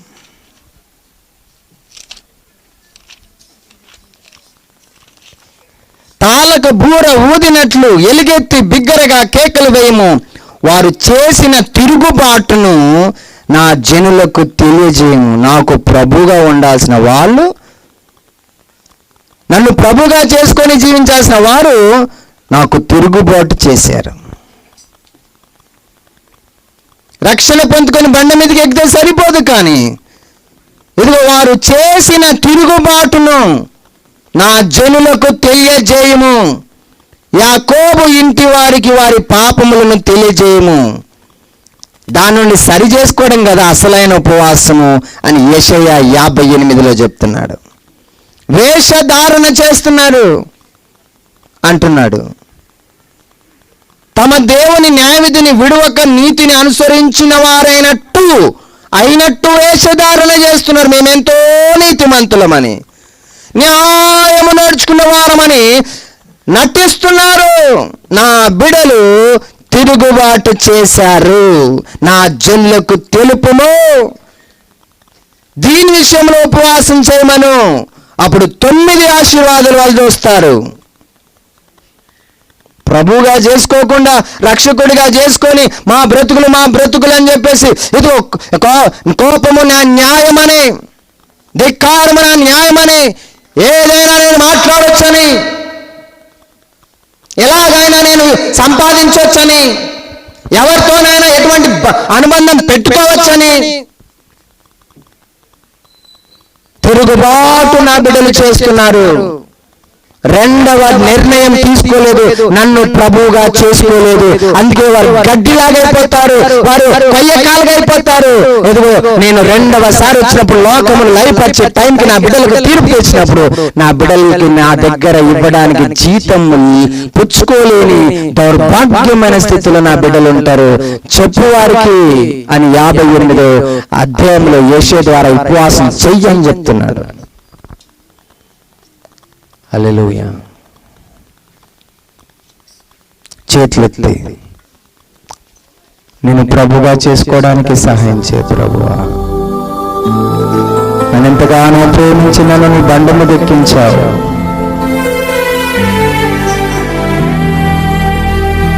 నన్ను బండ మీద ఎక్కించావు, నీకు వందనాలు. నీ ప్రేమను నమ్మినందుకు, నీ ప్రాణ త్యాగాన్ని నమ్మినందుకు, నిన్ను రక్షకునిగా చేసుకున్నందుకు, నీవు నా దేవునిగా నేను చేసుకున్నందుకు, తండ్రి నేను బిడ్డగా స్వీకరించి బండ మీదకి ఎక్కించావు. కానీ ఈరోజు నేను నిన్ను ప్రభుగా చేసుకోలేదు. ఒక భర్తగా నేను నీకు అప్పగించుకొని భర్త జీవితం జీవించట్లేదు. నేను భర్తను అనుకుంటూ జీవిస్తున్నాను. లోకపరమైన భర్తను నేను, వారిగా నేను లోకపరమైన భార్యను. కానీ క్రీస్తు బిడ్డ, క్రీస్తు బండ మీద క్రీస్తుని ప్రభుగా చేసుకొని క్రీస్తు ప్రకారమైన భార్యను కాదు. ఒక పని చేస్తున్నాను, లోకపరమైన లాభాలతో కూడిన పని చేస్తున్నాను, మోసాలతో. క్రీస్తు బిడ్డనైన నేను క్రీస్తు క్రమంలో న్యాయమైన వ్యాపారస్తులని కాను. నేను ప్రభుగా చేసుకోకుండా కష్టాలు వచ్చాయని, శ్రమలు వచ్చాయని, ఇబ్బందులు వచ్చాయని నన్ను వెంబడించేవాడు సిలువనెత్తుకొని వెంబడించమని చెప్పిన ఉపదేశాన్ని మర్చిపోయాను. నన్ను వెంబడిస్తే శ్రమలు వస్తాయి, ఆ శ్రమలు ఎత్తుకొని నన్ను వెంబడించాలి. కష్టాలు వస్తాయి, ఆ కష్టాలను ఎత్తుకొని వెంబడించాలని నీ ఆజ్ఞకు అయ్యా శ్రమలు వచ్చాయని చెప్పేసి శ్రమలు వద్దని వెనక్కి వెళ్ళిపోతున్నాను. శ్రమలు వచ్చినా, కష్టాలు వచ్చినా, అవమానాలు వచ్చినా, నిందలు వచ్చినా, ఇబ్బందులు వచ్చినా, ఓ నీ కొరకే నిన్ను ప్రభుగా చేసుకుని నీ మాటకు జవదాటకుండా బ్రతుకు నాకు దయచే ప్రభువా. బంగారమను కల్పించుకోవడానికి, వెండిని పిలిపించుకోవడానికి, నీ వచ్చినప్పుడు నీ ద్వారా జీతం పుచ్చుకోవడానికి, జీవించే నిర్ణయం తీసుకోవడానికి సాధించు. ఈ రాత్రి ఎవరు యేసుని రక్షకులుగా చేసుకుంటున్నారో వారు దేవుని బిడ్డలు ఆ బండ మీదకి ఎక్కుతారు. కానీ ఎక్కడికి ఆగిపోదు. ఈ రాత్రి ఎవరు ఆయనని ప్రభుగా చేసుకుంటారు. ఈ శరీరము పరిశుద్ధాత్మ తనకు రాశాడు. ఈ శరీరము పరిశుద్ధాత్మని ఆ 16వ వచనంలో వెంటనే రాశాడు. ఏది భర్త తినడానికి లేదు, ఏది భర్త తాగడానికి లేదు. నువ్వు మందు తాగుతున్నావా, నువ్వు సారా తాగుతున్నావా, నీవు ఇదిగో కైని అవన్నీ చెత్తంతా నమ్ములుతున్నావా, నీ శరీరం అనే దేవుని ఆలయాన్ని నువ్వు పాడు చేస్తున్నావు. నువ్వు ప్రభువుని లోపడతలేదు. నువ్వు తల్లిదండ్రులను ప్రేమించట్లేదా, నువ్వు గౌరవించట్లేదా, నీ అత్తమామలను గౌరవించట్లేదా, వాడిని ప్రేమించట్లేదా, నీకు అన్యాయం చేసిన వాడిని నువ్వు క్షమించట్లేదా, కోపంలో పగతో దేశంతో బ్రతుకుతున్నావా, ప్రభువుని నువ్వు ప్రభుగా చేసుకోలేదు, యేసుని ప్రభుగా, దేవుని ప్రభుగా చేసుకోలేదు. రక్షకుడైతే అయ్యాడేమో. నా ప్రభు నలిగిపోయాడు, నేను నలిగిపోవడానికి సిద్ధంగా ఉన్నాను పౌలు అంటాడు. ఆయన శ్రమలో కొద్దువైన వాటిని నేను నా శరీరమందు వహిస్తున్నాను. ఎందుకు తెలుసా? ఆయన వహించి నాకు రక్షణ ఇచ్చాడు, నేను వహించి ఇంకనేకులకు రక్షణ ఇస్తాను. నా శ్రమ మరొకరికి క్షేమమిస్తుంది, నా శ్రమ ఇంకొకరికి మార్పిస్తుంది, నా శ్రమ ఇంకొకరిని రక్షిస్తుంది, నా శ్రమ ఇంకొకరిని బ్రతికిస్తుంది. నీ కొరకు శ్రమ పడతాను, నేను ప్రభుగా చేసుకుంటాను. నీ దాసురాలని ప్రభువా, నీ దాసుని ప్రభువా అని అప్పగించుకుంటే అనేకుల రక్షణకు నువ్వు సాధనమవుతావు. ప్రభులాంటి సాత్వికం నాకు రావాల్సిన న్యాయం, జరగాల్సిన న్యాయం జరగకపోయినా, నాకు దక్కవలసిన దక్కకపోయినా నేను ఎవరి విషయంలో బాధపడను, దుఃఖపడను అనేది సాత్వికం. నన్ను కించపరిచి తగ్గించిన నేను దుఃఖపడక ప్రభువుతోనే బ్రతుకుతాను, తృప్తిగా ఉంటాను. దీనత్వం. రండి, అది నా దగ్గర నేర్చుకోండి. అప్పుడు మీ మనసుకు శాంతి దొరుకుతుంది. ఎంత ప్రయాసతో ఈ జీవితం బ్రతుకుతున్నావు, ఎంత నలిగిపోతున్నావు నా బిడ్డ, ఎంత తట్టుకోలేని బాధ, చచ్చిపోవాలనిపిస్తుంది కదా బిడ్డ నీకు. రా, నేను విశ్రాంతినిస్తాను, రా, నీకు నేను శాంతినిస్తాను. వచ్చి నా దగ్గర నేర్చుకో, సాత్వికం నేర్చుకో. నీకు దక్కకపోయినా, నువ్వు కోరుకుని నీకు జరగకపోయినా, ఎదుగో నాలాగాను దాని గురించి బాధపడకు, చింతించు. అది నా యొక్క వ్యక్తిత్వం, అది నువ్వు నేర్చుకో. నేను దీన మనసు గలవాడను. నేను ఎంతమంది తొక్కినా దానికి పర్వాలేదు. నన్ను తొక్కారు, నన్ను ఎంతవరకు తొక్కారంటే సులభ మరణమంత వరకు తొక్కారు. నువ్వు తగ్గిన కాలమందు నేను నిన్ను హెచ్చిస్తాను. నా బలిష్టమైన చేతి కింద దీన మనస్కురాలై ఉండు, దీన మనస్కుడై ఉండు. తగ్గిన కాలమందు నీ పరిస్థితులన్నిట్లో నిన్ను హెచ్చిస్తాను.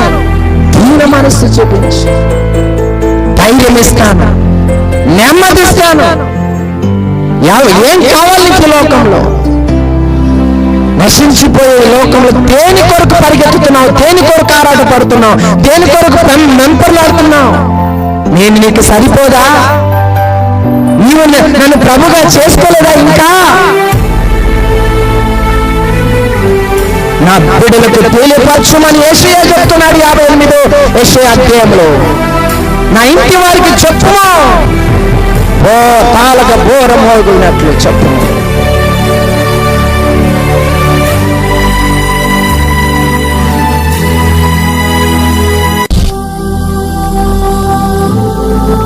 రాత్రి ప్రభు నిన్ను దర్శిస్తున్నట్లయితే ఆయనని రక్షకుడు మాత్రమే కాదు, ప్రభుగా చేసుకోవడానికి సిద్ధంగా ఉన్నాను పాస్టర్గా. ఎవరు తొక్కినా నా ప్రభు చాలు. నాకెన్ని కష్టాలు వచ్చినా నా ప్రభు చాలు. ప్రభు కోరిన భార్యగా బ్రతుకుతా, ప్రభు కోరిన భర్తగా బ్రతుకుతా, ప్రభు కోరిన అత్తగా బ్రతుకుతా, ప్రభు కోరిన గోడలుగా బ్రతుకుతా, ప్రభు కోరిన పనివాడిగా బ్రతుకుతా, ప్రభు కోరిన కుటుంబంగా బ్రతుకుతా, ప్రభు కోరిన సాక్షిగా బ్రతుకుతా, ప్రభు కోరికే బ్రతుకుతా. బ్రతుకుట క్రీస్తే, చావైతే లాభం. ఇదిగో క్రీస్తుతో కూడా నేను సిలువ వేయబడుతుంది. జీవించినది నేను కాదు, క్రీస్తే అన్నట్లు బ్రతుకుతా. ఆయన ప్రభుగా చేసుకుంటాను పాస్టర్. నా కొరకు ప్రార్థన చేయండి అన్నవారు నీ కుడి హస్తం ఆకాశం పెట్టండి. బలవంతం లేదు. ఈ వాక్యం పదే మాట్లాడేది రాత్రి. ఇంకా ఏమైనా సమస్యలు ఉంటే, ప్రభు కొరకు బ్రతకకుండా ఇంకేమైనా వ్యక్తిత్వం లోపల ఉంటే, కుళ్ళు, కుతంత్రం, ఈర్ష్య, అవిధేయత, అసమాధానం, క్షమించలేని స్థానంత విషయాలు, సులువుగా చిక్కులుపెట్టు పాపం ఇంకేమైనా ఉంటే అది కూడా ప్రభు నువ్వు చేసుకున్నట్టు కాదు దేవుని. అలాంటి విషయాలే నన్ను చేతులు ఎత్తినట్లయితే ప్రార్థన చేద్దాం. ప్రేమ కలిగిన దేవా, నీ రక్తం ఈ బిడ్డల మీదకి రానివ్వండి. ఇప్పుడే వీరి కట్లు పంపబడును గాక. యేసు రక్తంలో ఇప్పుడే మోకులు తీయబడును గాక. ప్రతి బంధకం నుండి విడుదల కలుగును గాక. ప్రతి కాడి విరగొట్టబడును గాక. ఈ ఉపవాసం యొక్క ఉద్దేశం ఇదే కనుక, నీ వాక్యం యొక్క పరమార్థం ఇదే కనుక, ఇప్పుడే నీ నామ మహిమాత్మని బిడ్డలకి ఇది జరుగును గాక. దాని నుంచి వచ్చి స్వస్థత, దాని నుంచి వచ్చి నెమ్మది, దాని నుంచి ధైర్యము, దాని నుండి వచ్చి సమాధానం బట్టి నీకు స్తోత్రం. ఆశీర్వదించి నిన్ను ప్రభుగా చేసుకుని ఆ ప్రకారంగా జీవించి అభిషేకము దిగివచ్చును కాక. అభిషేకము దిగివచ్చును కాక. నెమ్మది, ధైర్యము, సమాధానము, ఆనందము కలుగును గాక. భయమంతా పోవును గాక. ప్రతి రోగం నుండి ఇప్పుడే శీఘ్రముగా స్వస్థత వాక్యం విడుదలగును గాక. ప్రభు స్వస్థత ఇస్తుండగా చేతి ప్రభుకు స్తోత్రం చెల్లిద్దాం. ఈ వాక్యం ప్రతి హృదయంలో ఫలింపజేసినందుకు దేవునికి స్తోత్రాలు చెల్లించి దేవుని మహింపరుస్తూ ప్రభు మనందరినీ ప్రేమించి నీ మాట బట్టి ప్రభుకు వందనాలు చెల్లిస్తూ ప్రార్థన చేసి నడిపిస్తారు భాష్యంగా. స్తోత్రం స్తోత్రం స్తోత్రం స్తోత్రం నాయన పరిశుద్ధ మహోన్నత మహాగరుడ నీకే వందనాలు చెల్లిస్తున్నాం ప్రభా. అయ్యా ఇదిగో నా ప్రభు సాయంకాల సమయంలో నా ప్రభా, అయ్యా ఇదిగో నా ప్రభు వాక్యం ద్వారా మాతో మాట్లాడిన విధానాన్ని బట్టి నీకు స్తోత్రాలు చెల్లించుకుంటున్నాం ప్రభా. అయ్యా ఎన్ని శ్రమలు వచ్చినా నా ప్రభా, ఎన్ని కష్టాలు వచ్చినా, రోగములు వచ్చినా నాయన, అయ్యా నిన్ను విడిచిపెట్టకుండా ఇదిగో నా ప్రభా, నీ యొక్క నా ప్రభు మందిరంగా మేము ఉంటుండగా నాయన, ఈ యొక్క శరీరంలో నా ప్రభా అయ్యా నీకు అప్పగించుకుని నా ప్రభా, నీ సన్నిధిలో నా ప్రభా అయ్యా మేము పరిశుద్ధంగా జీవించడానికి నాయన సహాయం దయచేయమని ప్రార్థిస్తున్నాను ప్రభా. అయ్యా ఇంతవరకు నా ప్రభుత్వ వాక్యం మా యొక్క హృదయాల్లో నాయన అయ్యా బదిలిపరుచుకుని దాని ప్రకారంగా నేను జీవించడానికి నాయన అయ్యా సహాయం దయచేయమని ప్రార్థిస్తున్నాను నాయన. అయ్యా ఇదిగో నా ప్రభు శ్రీను గారిని, నా ప్రభు ప్రణిత గారిని నాయన అయ్యా మీరు దీవించి ఆశీర్వదించండి నాయన. అయ్యా బిడ్డ నా ప్రభా అయ్యా ప్రయాణాల్లో మీరు తోడుగా ఉండండి, మంచి ఆరోగ్యాలు బిడ్డలకు దయచేయమని ప్రార్థిస్తున్నాను ప్రభా. ఎదుగున్న ప్రభు సాత్వికి నా ప్రభు దేవుడిని మీరు దీవించి ఆశీర్వదించండి. అయ్యా వారు ఎగ్జామ్స్ రాస్తుంటుండగా నాయన చక్కటి జ్ఞానాన్ని, తెలివిని దయచేయండి ప్రభా. మీకు స్తోత్రం నాయన. అయ్యా కొలు వచ్చినటువంటి సంఘ బిడ్డలు నాయన మీరు జ్ఞాపకం చేసుకోండి ప్రభా. అయ్యా ప్రతి ఒక్కరితో మీరు మాట్లాడి ఉన్నందుకు వందనాలయ్యా. ప్రతి ఒక్కరిని మీరు దీవించి ఆశీర్వదించి నాయన అయ్యా పంపించమని నా ప్రభు కృపలో భద్రపరచమని యేసునామములో ప్రార్థిస్తున్నాను తండ్రి, ఆమేన్.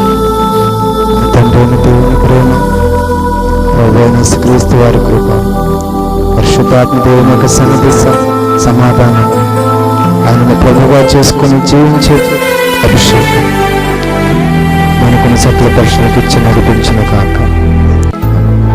యేసు రక్తమిచ్చి, శరీర రక్తమిచ్చి, యేసునామములో సంపూర్ణించి. ఆమేన్. అందరికి వందనాలు. దేవుడు మనందరినీ దీవించును.